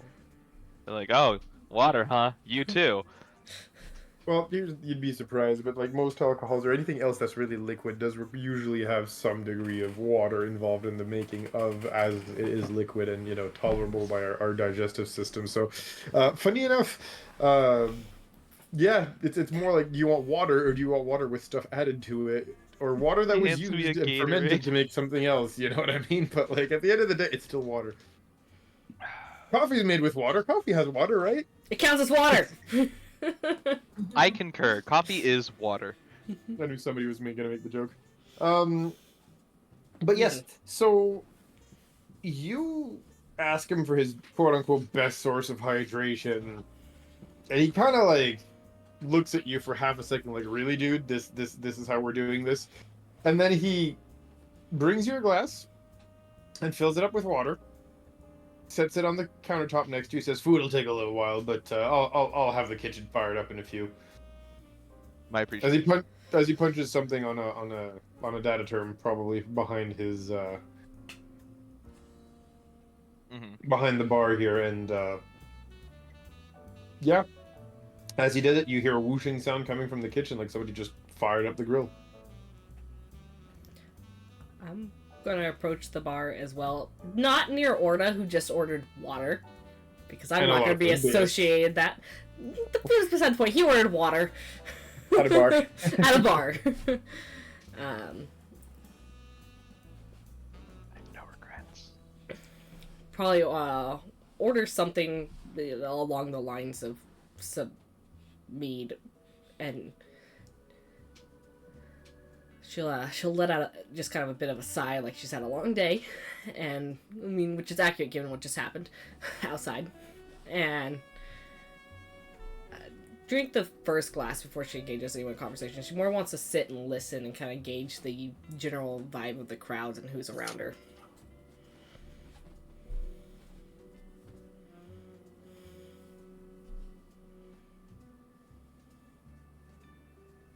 Okay.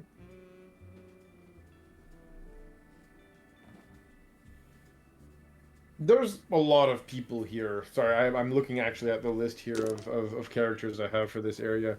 Oh, thank you for another raid! Raiders, welcome hey on guys, in! welcome! Don't forget to put those hearts in the chat. Yeah. Look, we've been slacking lately, okay? You're right. I'll contribute my own heart. Wait, There you that's go. not right. You know, you can use the So- channel's heart. You look around the room here and you see a little bit like Mibble was seeing earlier, right? There's a lot of shady types here. I mean, it is a cantina on Tatooine, so we all know what that means. And you hear the remnants of a few hushed conversations as the Biff band stops playing their music for a minute. And it's almost this funny, weird dynamic where as the band's songs kind of die down, so does all the conversation, right? And then as the music starts up, all the conversations kind of start up again. And it's almost like this weird rhythm, right, where they kind of follow the music when it comes to their talking, which to you obviously indicates at this point that a lot of these people, like I said, were of some form of criminal element or smugglers, or anyway, people who don't want their conversations listened in on. And if you're looking for somebody who kind of catches your eye here, there is one. And the reason why this one catches your eye is its sheer bulk. Not to mention whatever the heck this creature is doing here on Tatooine.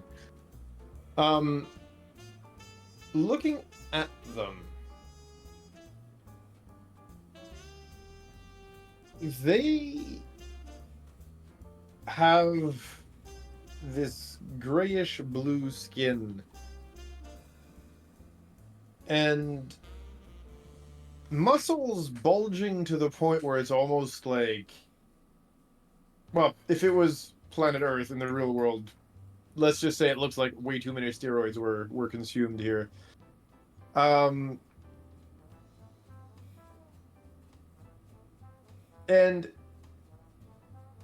it has like two mean-looking eyes, a mouth full of teeth, razor-sharp teeth, and webbed feet and hands here.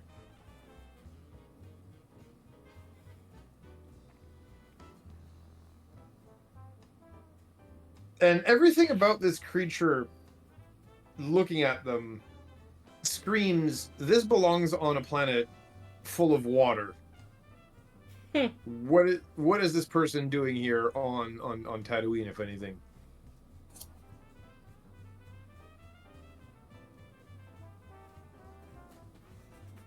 Yeah, this kind of looks like a shark person, really. If this was D&D, I'd say this is a Hakarl, but obviously this is Star Wars, so it's a Karkarodon.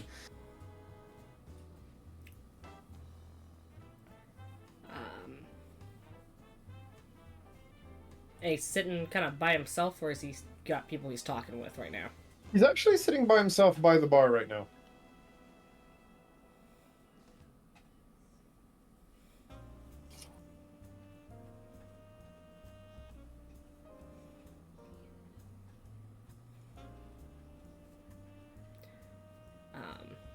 Sorry, my brain like short-circuited there for a moment. It's like, I'm doing things. I have resetted. So he's sitting at the...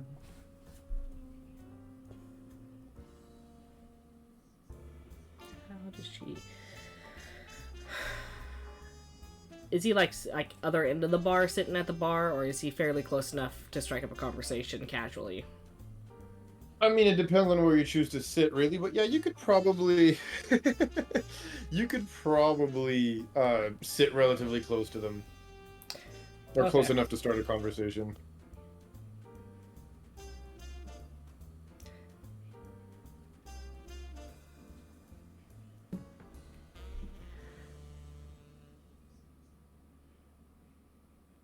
Trying to determine how she wants to start the conversation. I'm sorry. You want to go to No, Azrin's, what Azrin's doing, and come back? No. Sure, no problem. We'll rotate and then Sorry. roll back actually through Mibble and then back to you. Yeah, no problem. Kodav. Peace. You see your companions here kind of just spread out and start mingling with various aspects of the Cantina's crowd. What would you like to do as you come in here? I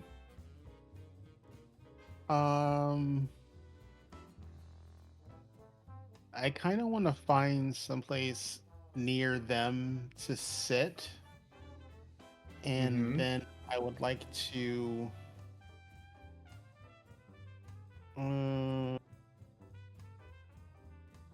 just because I want to make sure.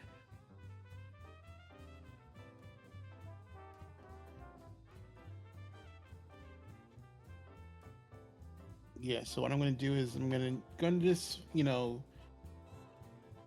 find a place to. There's no waitresses, right? As he gets food from the bar and you take it to a table.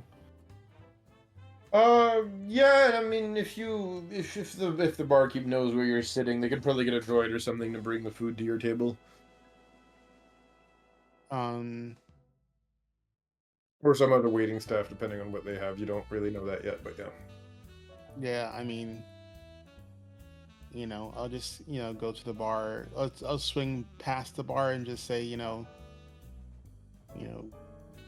get me whatever is the usual for most people here, food and drink, and then I'll go to a table, and then I'm going to use Sense Force and just basically just scan the bar for the next 10 minutes. Okay.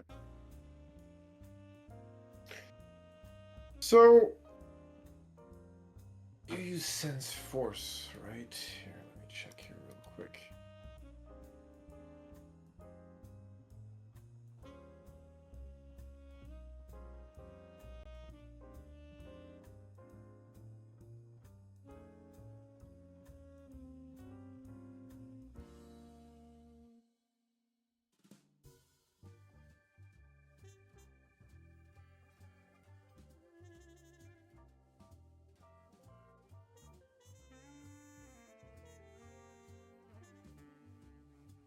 when you use sense force here,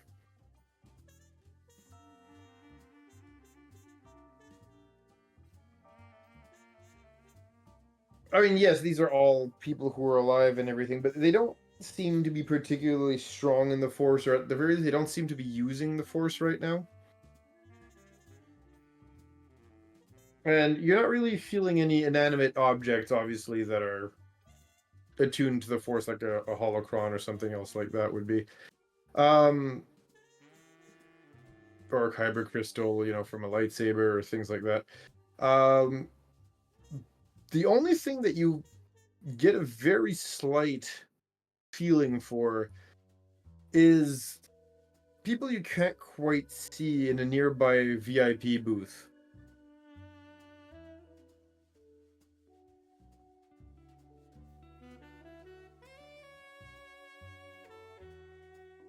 I can feel the force coming from there. I just can't see them. Correct. It's at a weird angle on a small little platform that makes it a little higher up, and again, harder to for you to get a good read on who's sitting in that booth right now. Gotcha. I'm just gonna keep my gaze aimed that way. I basically I don't want to get caught with my pants down, with Yep.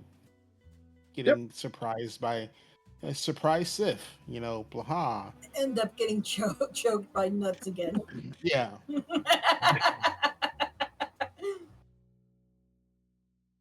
That was not that was not fun. Yup.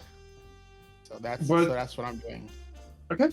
But thankfully, again, as you're doing that, it seems the people in the other booth, if they are also paying attention to you, they're being quite discreet about it, as you don't really seem to see any reaction from that table, or at least no commotion that would have somebody, show a sign of panic or emotions or any of that stuff. It's still very, I feel very fairly normal right now, really, except for the fact that yes, there is somebody up there who's potentially at least decent enough to use the force a little bit.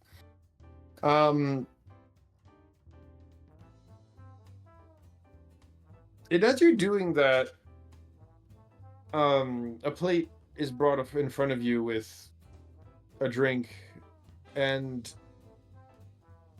in that plate you see what would probably end up as the biggest slice of steak equivalent that you've seen in a very long time.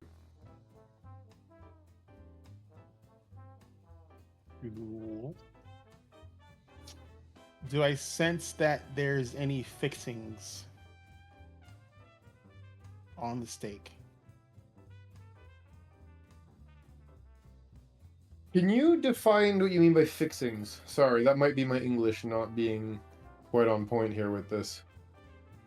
Can I tell if it's just, they took a haunch of meat and threw it on a fire, and I'm getting just, roasted flesh with no seasonings or anything like that? Oh, that's what you mean. From the smell alone, you can tell that there is seasoning when it comes to this.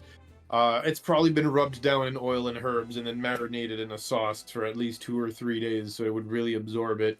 And you can see that even though it has been properly cooked, it's still juicy enough that if you poke at it with your fork, I guess. They're like, what's the fork? What is it? What do they use for a fork in Star Wars? Fork? It's called a fork. Yeah, it's called a fork. But yeah, when you go to stab it with your fork and cut with the knife, some of that sauce was so well absorbed by it that it just kind of, almost like a sponge. If you squeeze the sponge, a little bit of liquid comes out. Same basic idea here. So it does seem to be very tender and very functional, I guess you could say, when it comes to having been marinated and all that. Probably tasty too if you're into that. I'm going to I am not trying to do anything to it, but I Okay. want to try and because I have chef kit, Mm-hmm. because basically I wasn't sure this character actually is like is a cook. Oh, well, I there we go. figure since I work with a lab, I just there's a trope that usually morticians and doctors that work in like the bowels of the hospital usually always have food around for some unknown reason. Like it's like formaldehyde and the things that can strip the paint off of Winnebago, and you're eating open food right next to it. Yeah, that's not proper protocol, by the way. For anybody who works in any sort of health environment, you do not eat near the subject of your work. So not eat over the patients. You don't eat in any room where you're going to be doing any sort of work with the patients. It's not recommended. You mean I shouldn't I- eat with the cadaver next to me? No. It's just such a trope. I just thought it'd be funny to do it. Oh, 100%. But yeah, so I'm gonna so I'm gonna Right. use my chef kit and Okay. eat the steak and see if I can figure out like how they seasoned it. Okay. And I'm gonna Yeah, go. let me. Since you have the kit for it and everything, can you roll me? That's a waste. But I rolled a Kraken.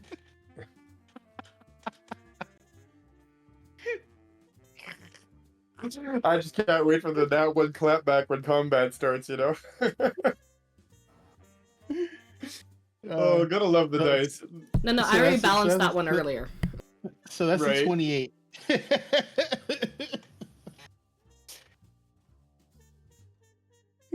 Yeah, you know exactly how this thing was cooked, down to the amount of time they marinated it in the sauce and everything.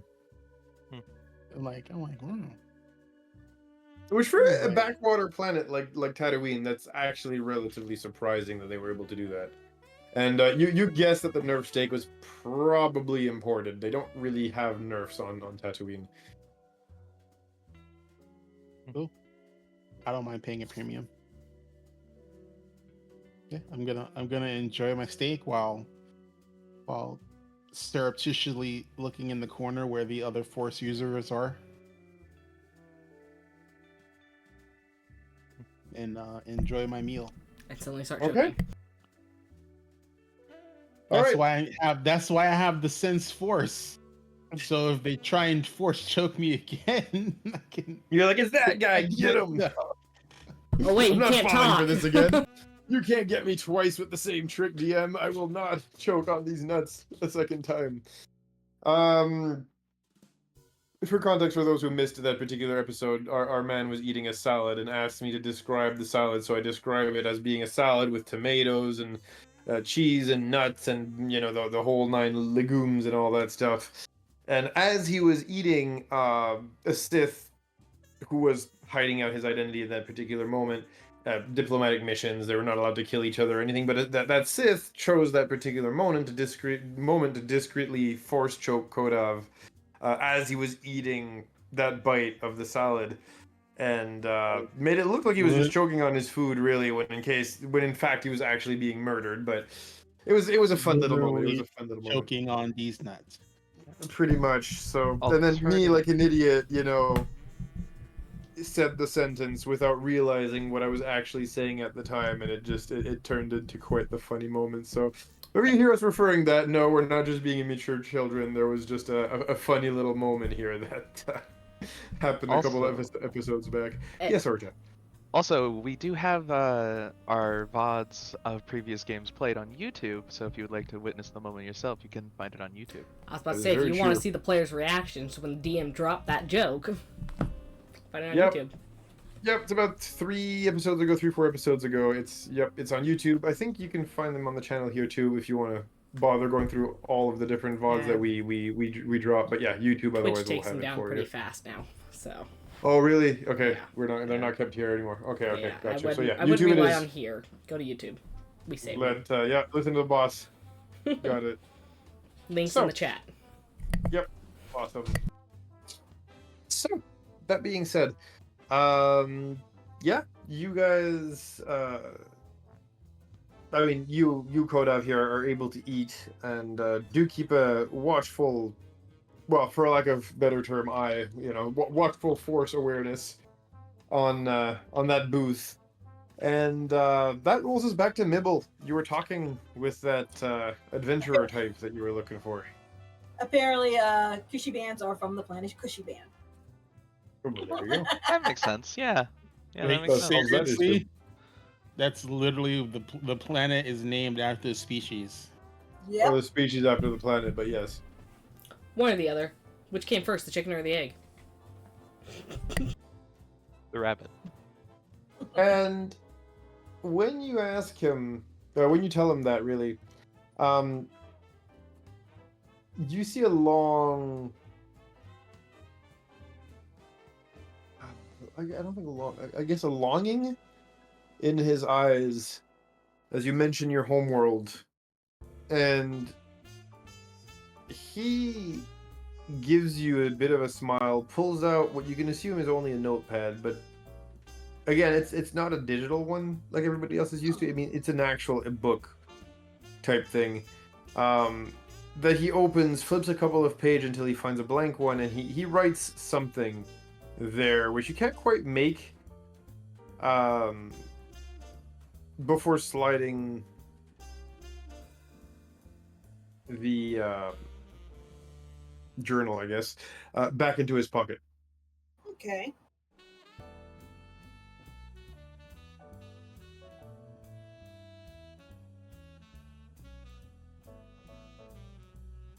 All right. So I tried to see if he see maybe any temples or maybe ancient areas on the planet in his passings. He looks at you and he says, "Sadly, no. I'm assuming any such structure, provided it's not in town and has not been built over, would by now have been lost to the desert, to the dunes." Yeah, probably figured. Probably be very difficult trying to find something like that out there.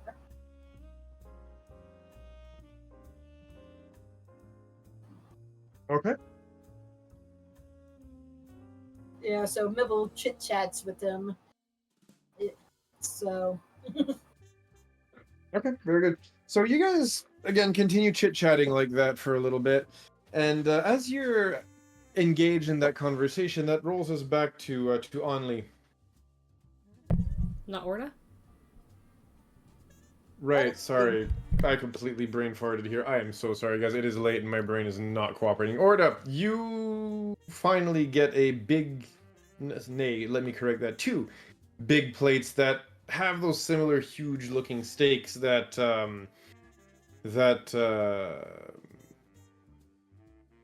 Kodav? thank you, that Kodav had just ordered.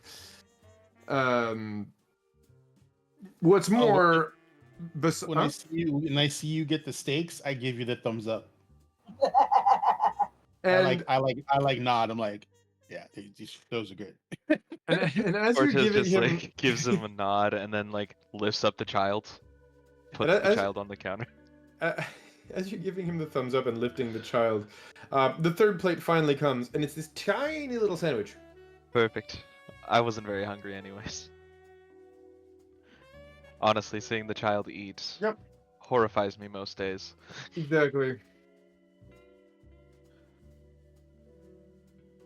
And once more, as it always does, the child on your knees here grabs that first steak, mandibles and all, and starts just tearing into it.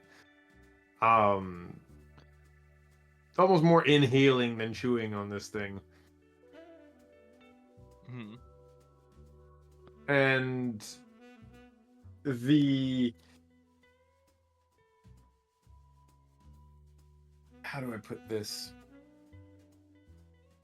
Moment your hand goes to pick up your sandwich, ate it. The child says no. the Mine. child just says, "Mine, food." God damn. Needs to nip that shit in the bud right now, sir. Or at the very least, An that's what you important hear in lesson. your head. But yes, mine, food. important lesson you need to know very well for living in a world with many others is the importance of sharing. While I understand you are hungry, I am hungry too, and I am allowed to eat just as much you are allowed to eat. So I will be having this sandwich, and you will be having your dinner. I'm gonna need a persuasion roll from you here. Oh Jesus! Yes. The question is, does he have advantage because he did it in dad voice? You know what? I'll do you one better. You can get a bit of inspiration here for Dad voicing it. I'm using that inspiration on a reroll. It was bad. Oof.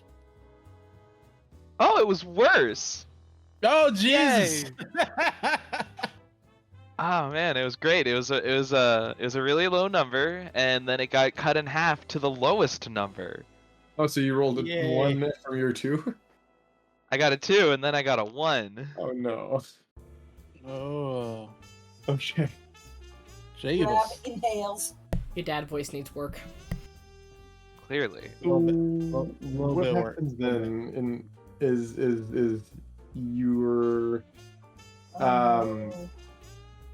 in your head again, because it's still within the hive mind that it does this, but outside of the hive mind you hear like almost like a high-pitched insectoid roar, not unlike the one that you've heard her mother do when you first met her.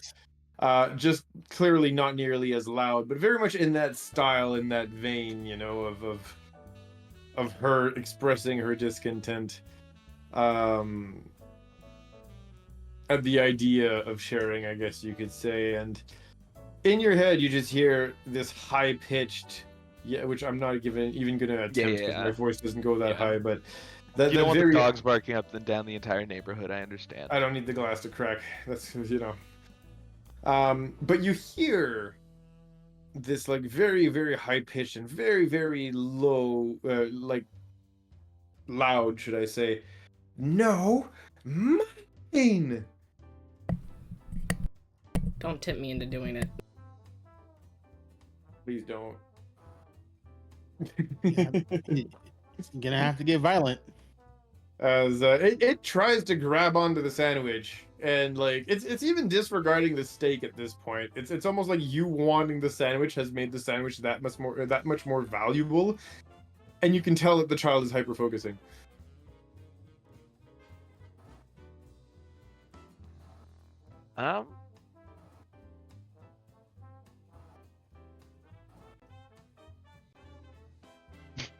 I have a feeling I know where this is possibly gonna go, and it makes me laugh. Okay. But the only thing I can think of to do is promptly, whilst still holding the child, turn around and walk away from the table, walk away from the counter, and head outside. No. You're walking her outside? Yes. Oh, Separating hungry child from food. This is not. Are you carrying her? Or like, I how are am you bringing carrying her out? her. Okay. Like, I'm trying to find basically, like, not necessarily outside, just like a quiet corner. Can I roll for tantrum? I mean, she is throwing a tantrum. I need a strength roll, if anything, from you, Order, to see if you can hang on to this child who is now squirming and screaming, "No, mine, I want food," in your head. Alright, I will roll an athletics check. I wish I knew what was going on to give you guidance. Right. I'll give myself guidance. Okay. So, 17 on the athletics. okay.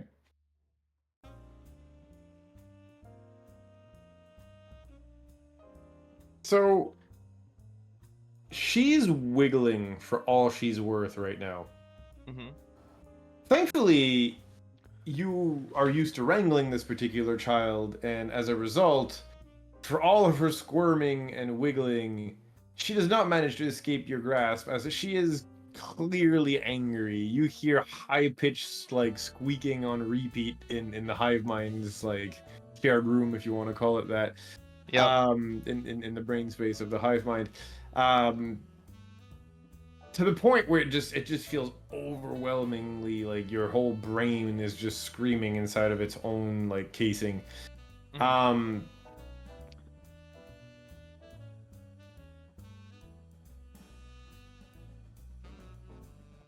It's like the further you're going from the bar where the food is and everything, the more desperate and loud and angry sounding those noises are getting.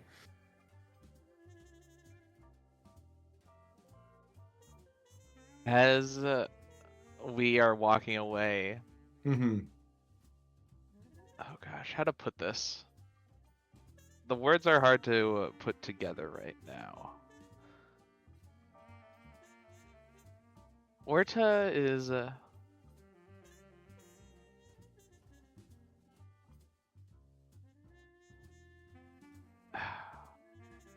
didn't expect adventures in parenting, but here I we are. mean, adopts freshly hatched Vratic's Six queen. Queen, yes, I know, Not I know. expecting to raise the child, me. Listen, adventures in childing is just not something I expect in D&D in general, but it does seem like to be a surprisingly common theme. It does happen once in a while. It does happen. Oh gosh. But basically, as Orta's walking away, the best way I can sort of articulate it Mm-hmm. out of character would be, if you want to get your food, you have to understand that I get to have my own food. Everybody deserves a meal, even me.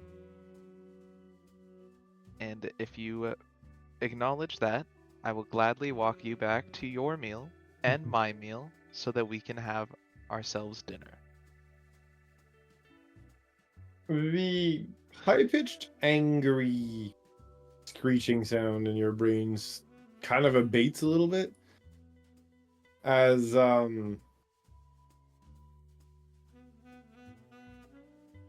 the promise of food should, she behave. It's definitely an attractive one.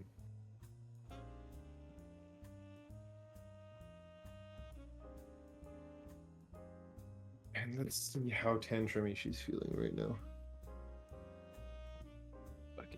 Nat Kraken promptly, the worst tantrum in existence. No. Thankfully, you're lucky. But it is still fairly high as, you start to try to negotiate with the child, and all you're just getting in your head is this high volume, no, food! As it seems that the food motivation at this point has kind of superseded, manners and common sense as far as the young one goes,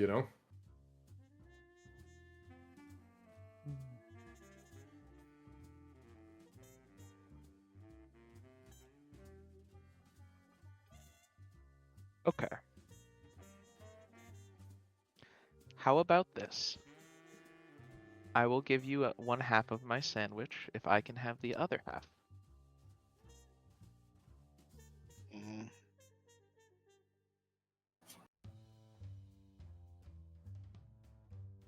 Give me a persuasion roll. I'm giving myself guidance again. Must be careful.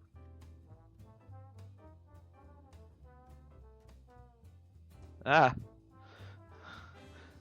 I'm glad I gave myself guidance. 13 with a max roll guidance. Yeah.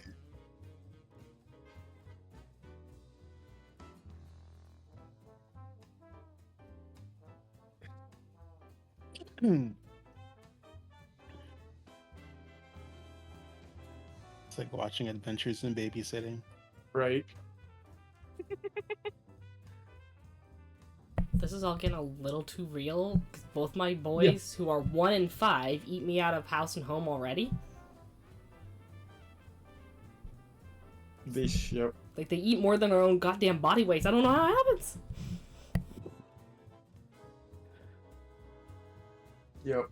The scary thing is that sometimes when you have boys, like, rip your fridge, I'm telling you, they're right off the bat. Like, they will be eating and eating and eating, and it never stops. I expected at teenage years. I did not expect it from the moment they started eating solid foods. Yeah, about I'm that. a As little long as terrified of the teenage years now. as long as they're growing, bad news. Yeah. Yeah, all shall be consumed. Yep. But yes, that being said, Orta, not the greatest of roles, and there's still quite a bit of like whimpering and hangry growling and whatnot, as she still seems to no, it never stops, Zoro. It never does. It never stops. And yeah, the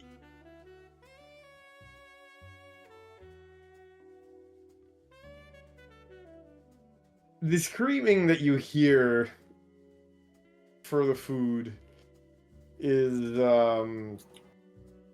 slowly abating. It's more like this like whiny, angry, hangry whimpering, like I said. And it seems that, at least for now, the young queen has agreed that half the sandwich is an acceptable compromise.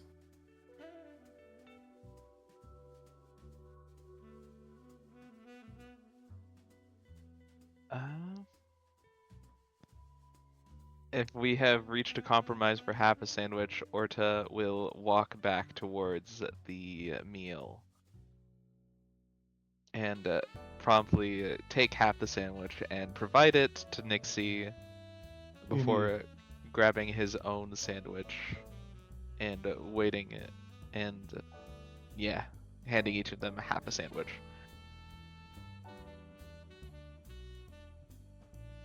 Okay. And yep, she's gonna eat that second half of the sandwich first, because we eat the best part first when we're a child. We don't understand the whole concept of saving the best for last just yet. No. You gotta And- get that before it's taken away. Exactly, but I said what else? And once that's done, yes, she will gorge herself on the remaining 2 steaks. Much to the horror, by the way, of the barkeep, who's like, "What Yeah. the fudge is that?" Like, help.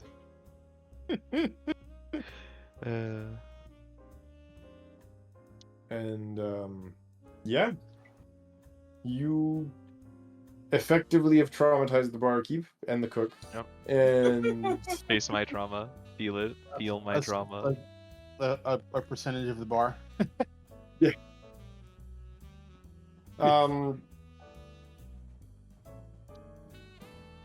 But yeah, I mean, that's that for at least the food part here. Which, yes, I believe now brings us back to you, right? I didn't forget anybody in my it is way too late adult state right now. Yeah. Yeah, no, that brings it back to me. Okay. And in the process of talking about food, I completely forgot what I was going to say to the guy. Food does. Food Shark bait, is waha. food is the great equalizer. It really is. How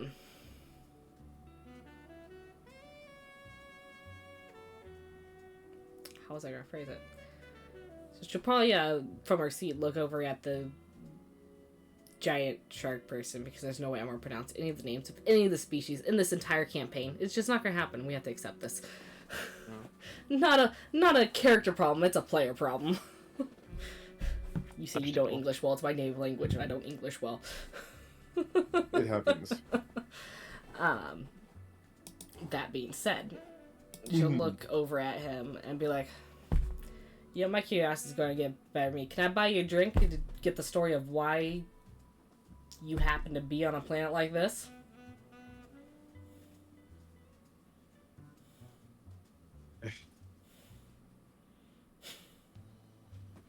Don't get me wrong, I love it. It's just, I'm like, how would he react to being just casually walked up to like that and asked? She's sitting at the bar enjoying her own drink and then Or, turned towards yeah, or him, like, yeah. you know, yeah, exactly. But She did offer a drink in exchange for her rude question. She understands. Mm-hmm.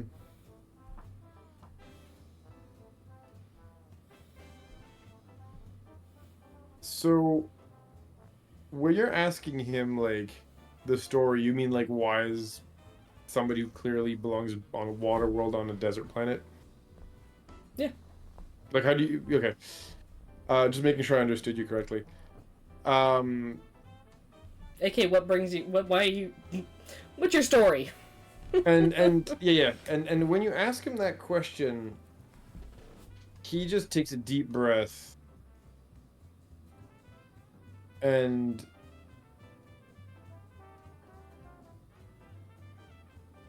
turned back towards you.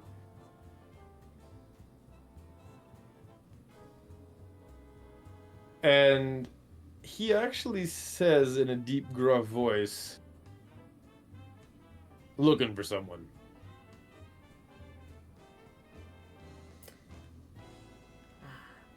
That would do it.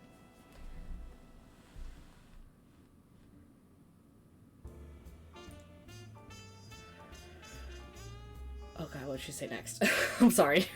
My brain started triggering it again. Because I can't hold a He conversation just says, today. yeah, you're asking what brought him here. He said he's looking for someone. Yeah, yeah. For coin or personal? I personally follow the coin, bodyguard duties and all that. And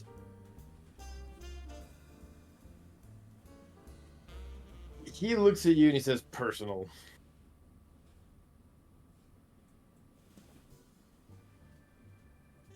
Well, that's unfortunate. Hopefully, And when you say that's sorry, when you say that's unfortunate, he actually cuts you off and goes, extremely personal. And accidentally squeezes too hard on his mug and just crumples the metal mug. Oops. And I'll motion for the bartender and buy him another one because she feels bad. Right.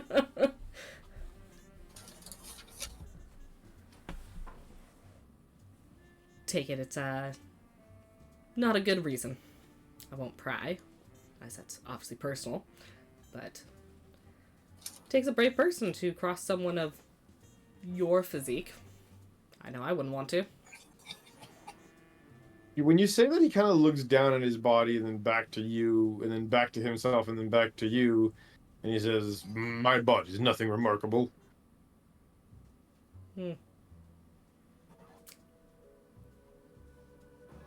Maybe where you're from. Where I'm from, there usually is not someone who's that strong. At least not visibly. Hmm.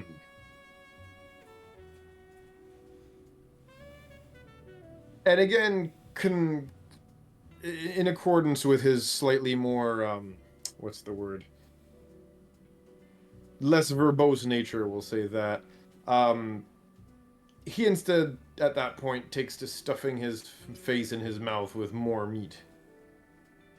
And then waves over the barkeep to get him another plate. He's almost eaten as much as the child. Almost, actually. That's the funny bit. And he does ask for more after finishing that first, after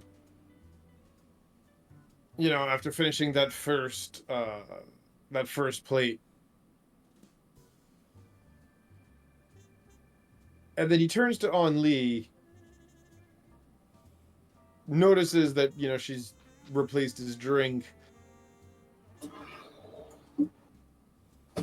And then he looks at, again, like I said, at On Lee, and he says, and what you eat? I'm sorry, what did he say? I didn't catch the And end what of it. about you? You eat? I do.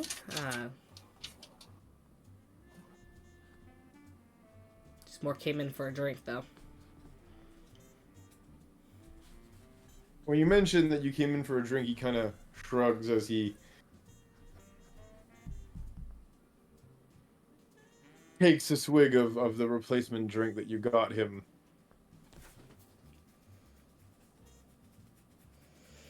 And then puts it back down on the table. Though, as for why I'm here, I'm more...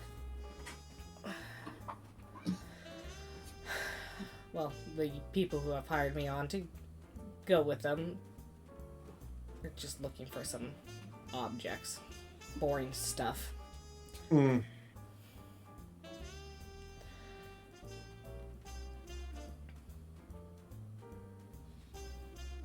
And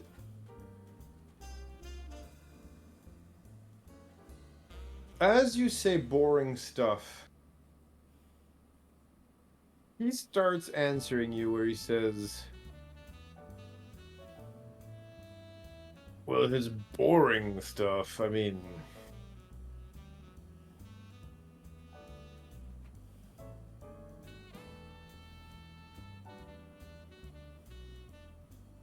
And before he could say the next sentence, or finish that sentence, should I say, you guys hear a very... How do I describe this?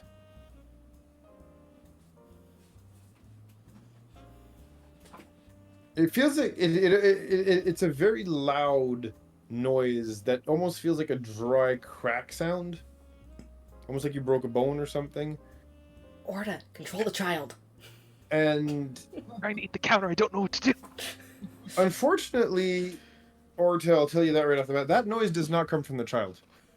Oh. That noise right now comes straight from the door into the cantina. Lovely, lovely. Oh. As it is effectively removed off of its hinges.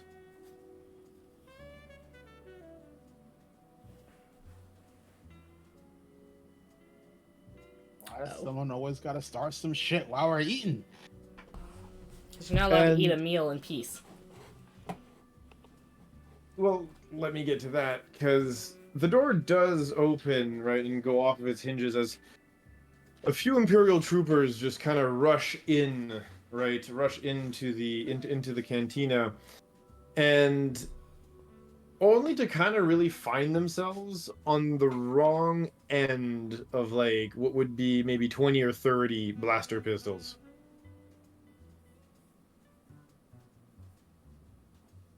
Could match the energy of the crowd and have that one of my axes off my back and down towards not raised at them, but it's like it's out and Casually at my side. So those troopers are shooting out towards the street. Not They're No, not, no, they're not coming in. shooting. No. There's no They're shooting They, yet. they, They're they, just they, exploding. they breached and ran into the... Yeah. And then all the other of patrons pulled clientele. pistols. Yeah. Correct. Everybody has their guns out. This is not Nobody's the firing place yet. to come in hot like that. SWAT just came in Alright, to raid the den. Basically. I'm gonna still finish my steak. Yep. And as Okay. much as they made an aggressive entrance here, they're not firing.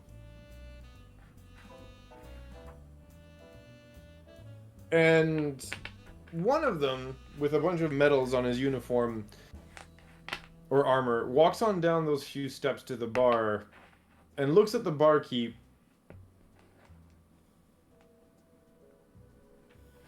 And he says, "We're here on official business." And he shows the barkeep some paperwork.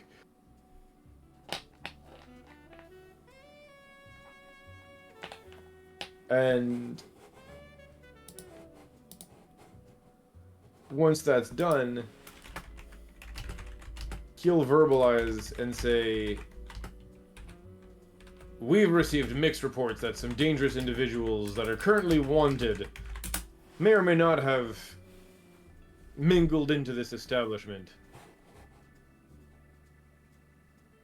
Gonna need you to be real cooperative here and give us as much camera and recorded footing as you can.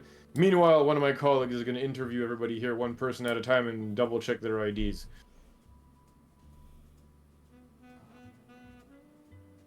And unfortunately, the barkeep at this point is not given a choice because he himself is basically face to blaster rifle right now, looking straight down the barrel of of that aforementioned blaster rifle, and so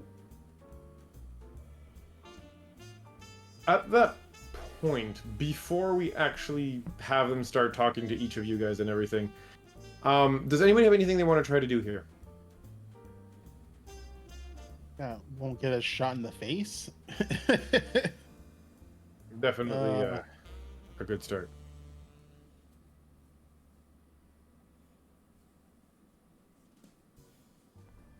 Anything else for anyone? It's not in Onley's nature to hide otherwise. Of course. Any other character, I would have been duck hide. This character's like, fuck no. We fight. Nibbles trying to keep out of sight as much as possible, but also seem like normal. Yeah, I'm on the ready because I figure Orta and Only might vehemently oppose what's about to happen in the next few minutes. Why would you single out Only like that? I have no idea what you're talking about. She doesn't get violent. I'm just saying, you know. I'm innocent here. Innocent, I tell you. From the few interactions, it just seems that, you know, the barbarian. Violence is the preferred choice of action. I literally have a flaw that says violence is my answer to almost any challenge, so you might be right. Meanwhile, DM over here steadily taking psychic damage. I got a question. Did Yes. Mibble's looking around now. Does he notice any cameras actually in the place? You have not seen any on the walls or any of that stuff, no. Okay.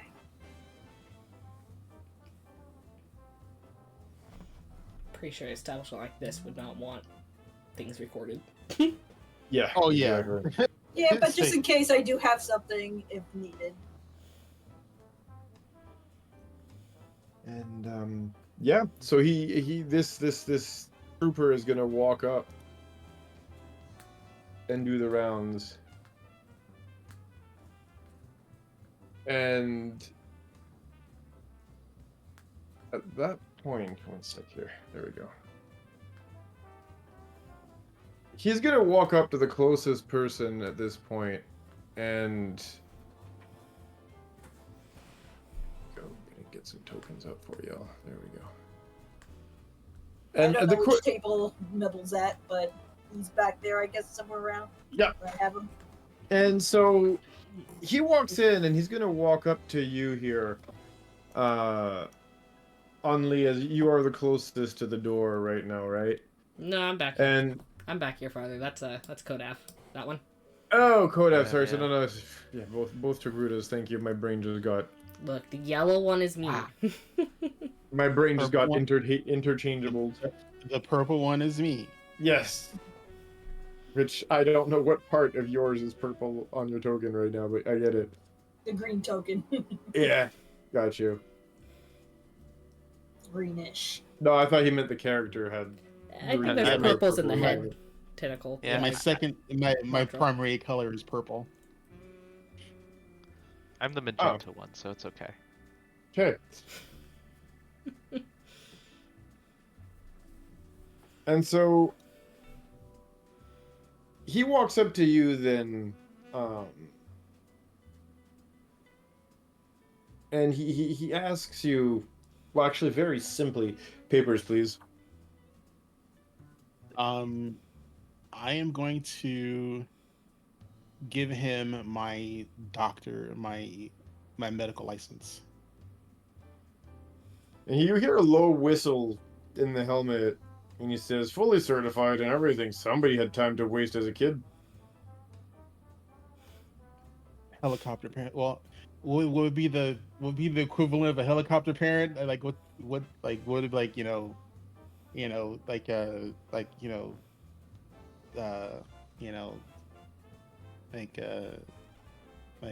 like Battleship Mom, you know. I have no idea who that is. Well, no, I just, instead of helicopter mom, just say Battleship Mom, you know, because like a helicopter parent. I get you.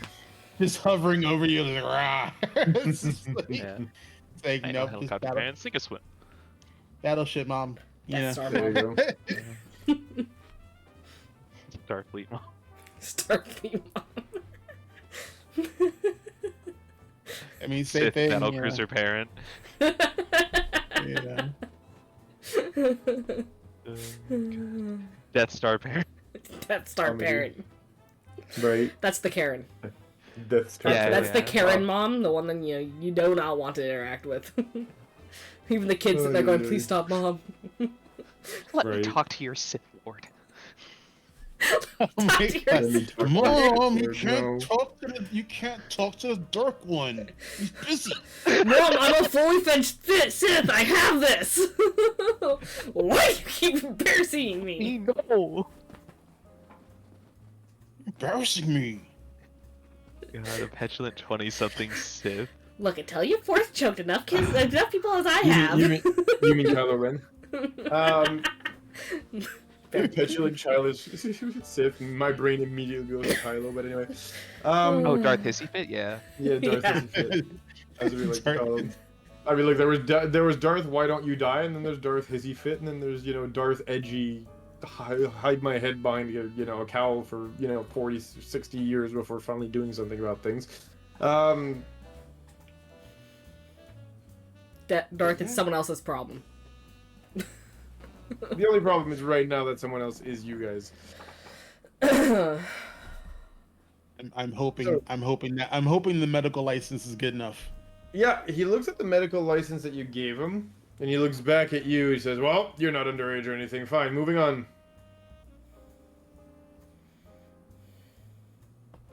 And when that happens,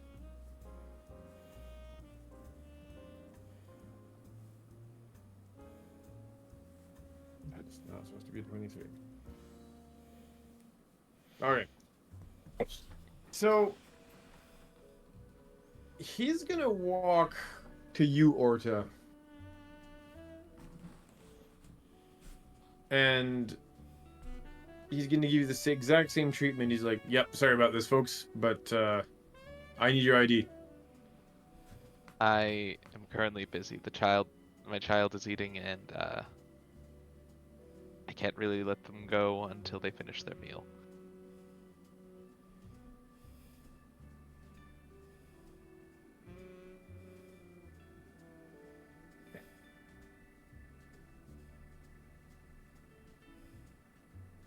And sorry. And just as you say that, right? Mhm. She squirms, Uh-huh. turns, and in your head you just hear more meat. I'll telepathically say to her directly, we are not eating the people. Eat the Sith trooper. Do it. Do it. Do it. Do it. Always do it.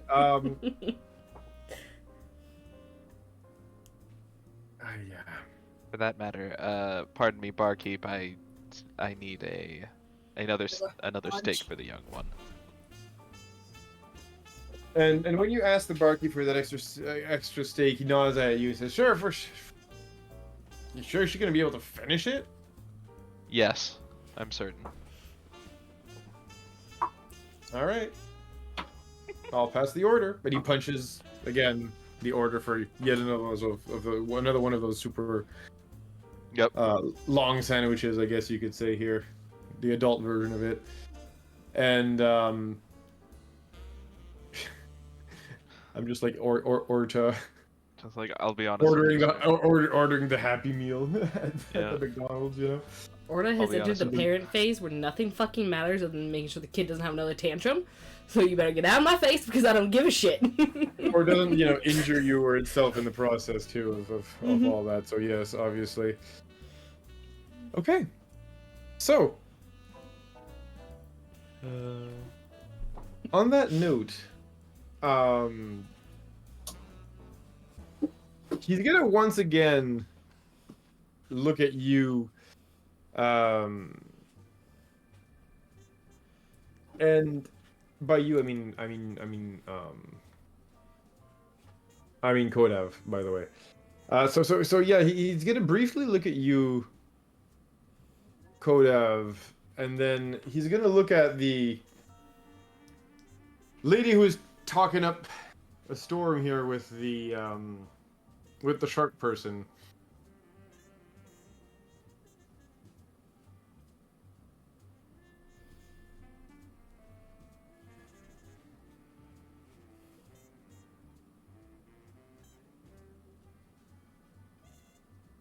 And he is kind of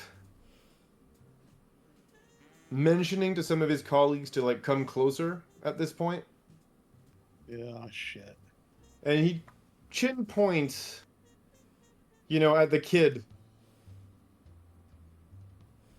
in Orta's lap here.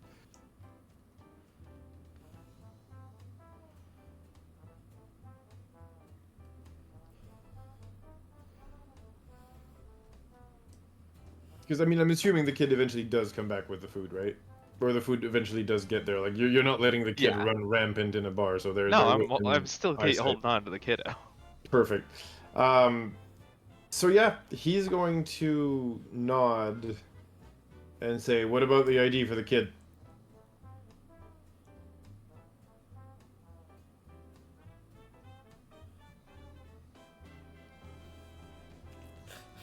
He's looking at me.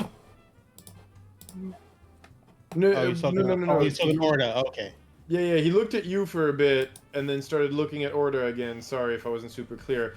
Called the rest of the goons into the room and then asked Orda if they had ID for the kid.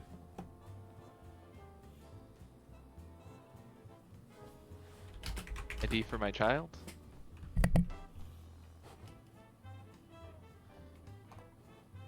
Oh, it's about to break off. And he says, "Yep."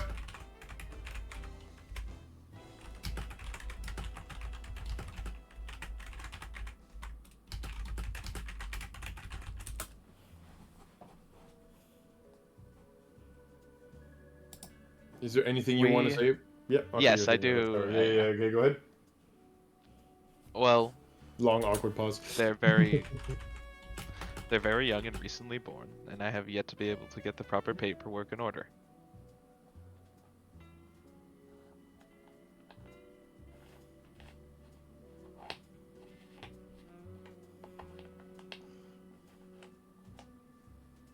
And when you say that, they kind of both look at each other, nod, and then one of them just does the whole head tilt thing in Onley's direction, as two of them will walk up towards you, Onley.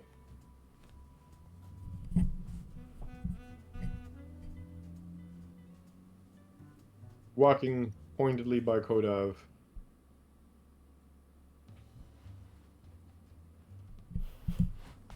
Jeez, why are they being so aggressive with me? It's not like I'm sitting here on the edge of violence.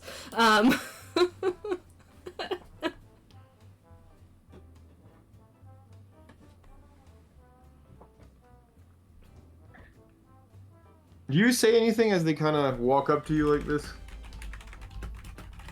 No, she's just gonna stand there and stare at him. Perfect. So yeah, they'll walk up to you. Again, weapons not drawn just yet, but they do walk up to you. And they're gonna say, "Sorry, miss, but I need your ID, please."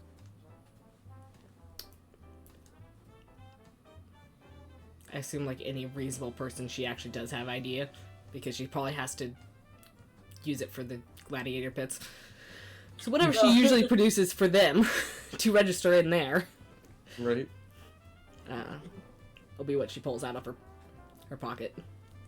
Okay. Before you said you didn't have ID. I know. She was being... she didn't want to give it to those guys. For bumping into them. She was being stubborn.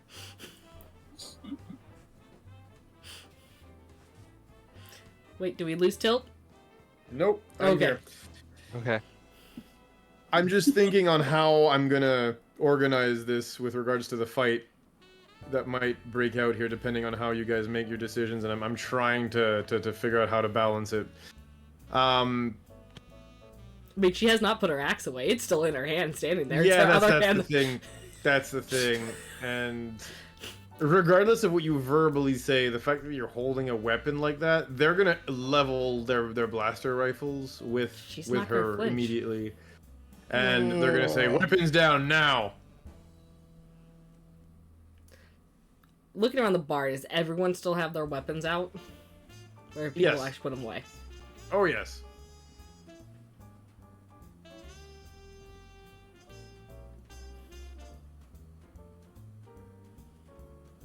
It does- So she's going to pointedly, slowly look around the bar as in a, are you serious? Have you seen the surroundings? And then very, very, actually, yeah, very slowly she will put it back on her back where she normally stows it. And as she does so, the two at least that are in front of her will slowly like put their blasters down or holster them again, I guess you could say. Or in this case, sling their blaster carbines back to behind their shoulders. But all that to say, yeah, they put their weapons away. The rest of them though still have their guns trained on the crowd.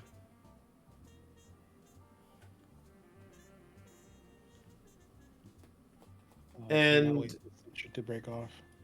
yeah, right. And considering the whole bar basically drew their guns here, a few minutes later, after all this interacting has happened, you're gonna notice that coming in through the door, there's a few more of them. Oh Jesus! They seem to have obviously called for reinforcements, considering that the entire bar was being, at least threatening, if you want to call it that.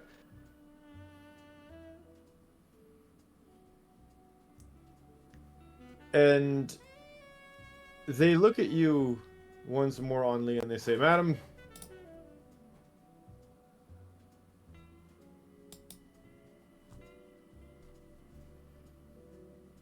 do you answer anything?" No, she's just staring. Just staring and being silent. Okay, the typical, I'm giving them the cop treatment. Got it. Mm-hmm. Don't say anything, just listen, and yeah, exactly. Try and get do through not this. interact. Let's not set off the entire bar. Yeah, and they'll say something similar to what the two cops in the street told you, where they're gonna ask you again. Sorry, man, but if you don't have any ID on you, we're gonna need you to come with us to jail. She gave Not ID. to put you away, but at the very least, identify who you are, as you do fit the profile of a currently wanted individual. She gave them ID though. He did, yeah. The first time around? Not the Not first the time first around. the This second time. Oh, this time. Oh, okay. First okay. time she was being fucking stubborn and didn't want to give it to them. She No, just I bumped know, into him and this she was time- like, okay, "Fuck you sorry, I got guys." confused. I was like, wait a minute. Okay, But this perfect. time So she you did give hand him ID. Perfect. You give them the ID. They pass the ID through a quick scanner and then give them back to you, and you just hear this like angry sound as a red light turns on. They look at each other and then look at the tool and then look at each other again.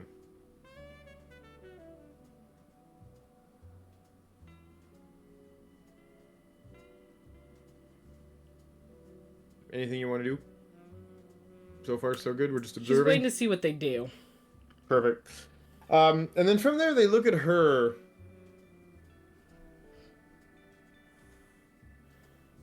Say something into their comm system. Oh, sucky. And the rest of the guards behind you guys start to reorganize themselves.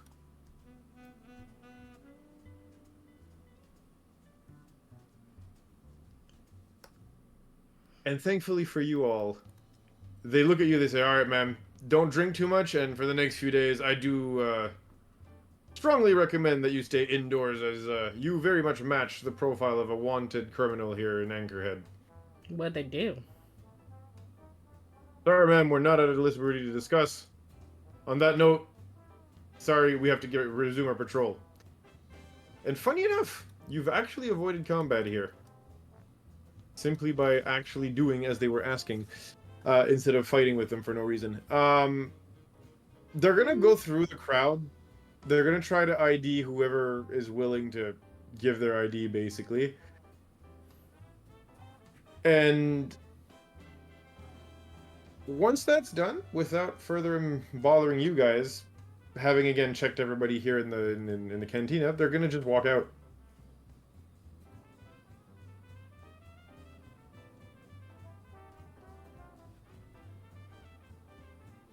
They will form up and walk out. Yep, that's it. They head for the door.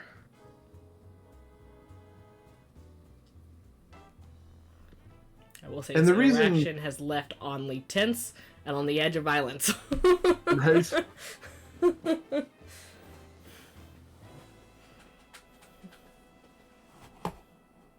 One more one of these motherfucking guys trying to talk to me and tell me I'm someone I'm not.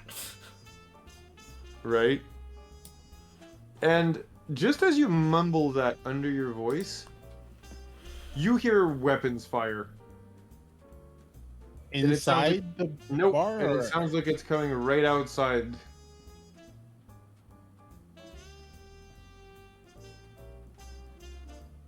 What's that about?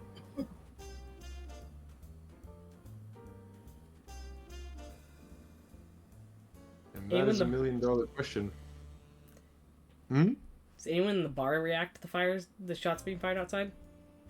There's a lot of nervous looks where they're looking at each other. Nobody really seems to like make a move here.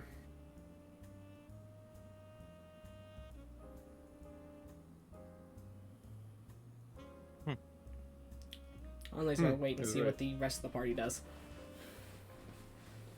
Okay. Um, Orta, Mibble, everybody, how do you react to all this?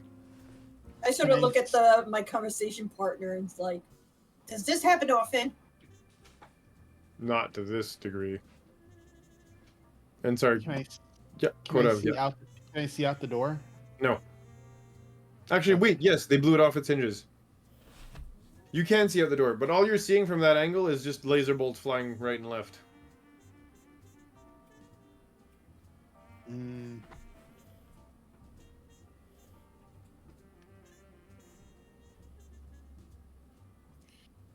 I'm gonna see if the rest of the party reacts to the laser fire. Okay? Mibble just sort of doesn't want to get involved if he doesn't have to. Mibble. If I have to do the overtime, yes, I get paid, but I had to do the overtime. I never get those hours back. I mean, if you look at Onley, she's looking at the door and she looked like she's on the edge of jumping up, Mm. but undecided at this moment. Mm-hmm, mm-hmm. Orda? Orda, focus on the baby.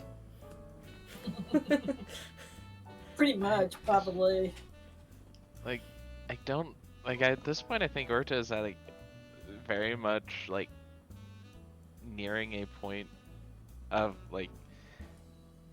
I guess the best way to describe it would definitely. He's probably nearing a point of exhaustion He's just fucking done. and just kind of very tired. I don't know if he would react how he would normally react at this point, It's fair. especially when he's watching over Kiddo. Mm-hmm. If he was gonna get involved, he'd probably leave the kid with Nibble to babysit. Yeah, pretty much. Like you. Your Honestly, turn. during fights, you're gonna have a lot. Hey, of you better be a lot of paying me time for with this. Buddy. Yes, you'll be paid overtime. Don't let him eat your tools.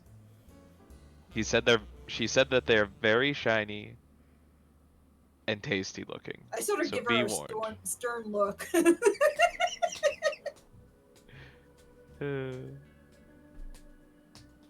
But yeah, Orta does not. Orta does not really have You get- the means to react. So I what guess. I'm understanding is you all kind of decide to just kind of hunker down in the canteen, hoping the storm outside passes. Yeah. In essence. Yeah.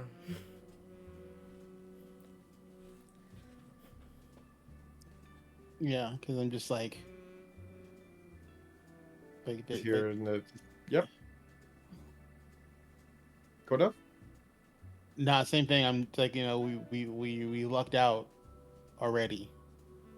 Like if whoever is the one who's trying to get away from them and is dumb enough to open fire on them in the street, Hmm. yeah, they can handle that heat. Nice. Oh god, now I'm just connecting the dots to what they're saying. So we're gonna roll with it. On Lee's just gonna start connecting dots. Being a little Right. slow. And she actually is going to start moving towards the door to try and get a better look at what's going on outside.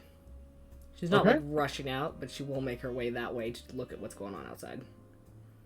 And by the time you get to the door, considering, y'all were kind of Slow. having that moment at first of like, yeah, maybe not, blah, blah, blah, etc. By the time you do stick your head outside, the street, is, for lack of a better term, deserted by comparison to how it was when you guys first got there. And most of the stores have closed or are closing the protective metal brackets, just in case and whatnot in front of any form of of door, I guess you could say. They're basically reinforcing everything like, oh crap. But again, by the time you make it out this time around and look up and down the street, less people are walking, less everything. And you notice that there's like 7 Imperial troopers' bodies that are like face down in the dirt, or in the sand in this case. Well, they won't be missed. Give one a good kick from a good measure as I walk by. And you can see that, like, in the crowd, while they're afraid to do the exact same thing you just did, you could see that there's some cheering. I know there are more than 7 troopers in here. In here, you mean in the bar? That came into the It was bar. about 9. Oh, Yeah. yeah, about 9 of them. So, Or 10. If you take the boss into consideration, but yes.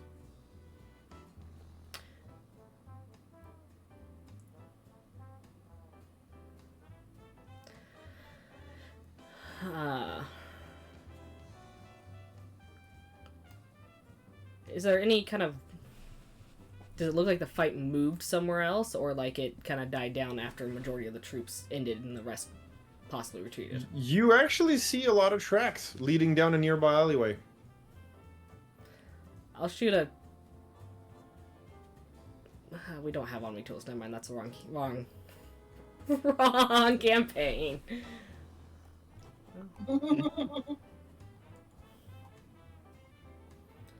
If I'm close enough to the door to catch Kodav's eye, because I know he was sitting close to the door, I will attempt to do that in motion with my head that I'm walking somewhere else. Because I'm more... Okay. Or so she's leaving the front of the canteen. bar, Yeah. the cantina to go. I went far enough out to kick one of the bodies and then look back at you and... I'm gonna sigh and just look at Orda and just go give him the head motion. Yep. And I'm gonna follow close behind Only. Okay. I'm leaving Nixie with Mibble, Okay. and I'm sticking with them. Okay. And you chase them down the alley? I mean, chase is a strong word. I'm gonna Exactly. follow. Proceed Quickly. into the alley, yeah. Okay. Yeah, just, I'm gonna follow quickly.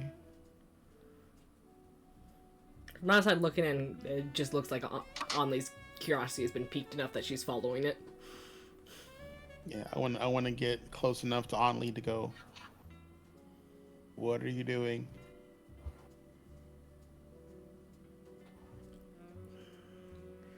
something they said that makes me feel like I need to figure out who they got in a fight with. Yep. As I look around, I go, well, they lost. She Why points did at the they care? tracks on the ground. I want to figure out who won that fight. Right. I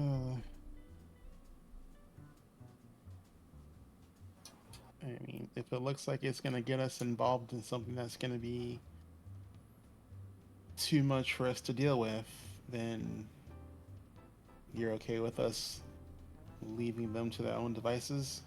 That's fine. But the kind of people who can take out several of these troopers in the middle of town might have information that we can find useful. Not to mention, Don't they said that disagree. the trooper said that they were looking for someone who looks like me. I don't disagree. All right. I'm going to extend my hand to the floor, and I'm going to use my Montreal reception, aka my tremor sense. Yep. And see if I can detect anybody within 30 feet, or any movement within 30 feet that seems like it's in the vicinity of those tracks. And I'm more start following the tracks as they do that, as Kodav does that.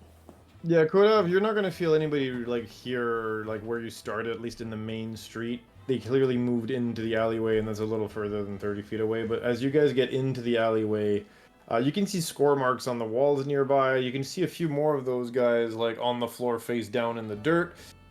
And at the end of the hallway, you see a figure standing, drinking what looks like basically water out of a handheld. Oh, are we losing him? Uh-oh. Are we losing him? I think that's Is that the Nope, shutdown? come on. Oh, he's come back! He's Yeah, coming he's back! back. Kind Coming of. back. Oh, there he is! There he We is. made There he it. is. He's back. We lost it. We lost Oh, it. did my connection have a hiccup for a minute? It did. Yeah. We You heard got- drinking water, and that was about it. Yes, I was saying drinking water out of a handheld container of some kind here. And she's gonna just turn as you enter the alleyway, and you can see that, yeah, there's definitely a spitting image of one another here. And when you walk in, her eyes go wide. And that's where we're gonna end the session for today. Very fun. And you guys can see it next week to see who and why her eyes grew wide when she saw her. And yeah, that's where we're gonna go next week. And Nibbles babysitting. Yes, of course. Thanks. She just ate, so she'll be hungry in about -4 minutes. More food. Hey, we got bodies on the ground. That's just free meat for her. Oh, don't get her into eating the corpses. Get rid of the evidence. That's gonna be so bad. Bruh. Dispose of the Please evidence. do not feed the baby corpses. That being said, this is not the only show that we run.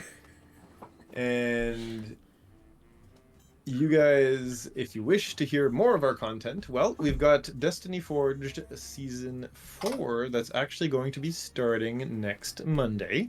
Zoro's been hard at work making art for everybody, so I hope you guys enjoy all of it. Good, Then so good. It's so yes, good. It's really good. It's amazing. Show me some I got sneak mine earlier peeks. today, I'm too. very excited. And Tuesday next week we'll have more Tales of the Outer Rim. Hopefully I will not be as burnt out as I was today, so my apologies if the pacing was a bit slow. It'll be back up to its proper standard and duration. We'll give it the extra half hour when I see you guys next week. Today was just, it burnt me out. Then on Thursdays alternating, you've got Tricorn Isles and Mass Effect Horizons. This coming Thursday in 2 days will be Mass Effect Horizons. And then on Saturdays, we've got Withered Wastes and Wayward Wanderers that alternate. And then in the evening on Saturdays, you've got our evening show, which is Vigilant 6. And then following that, we have, I believe, it used to be on the last Saturday of every month, but I think the schedule is a bit more flexible on it, which is our lore show called Behold Lore. Which I think again moves according to whether or not we have Vigilance 6 that weekend. But yeah, that being said, feel free to catch our other shows. Thank you very much for tuning in tonight. Again, apologies for the slightly shorter session. We'll go back to our usual standards next week, but thank you very much for tuning in, and I will see all of you next week. Later. Bye.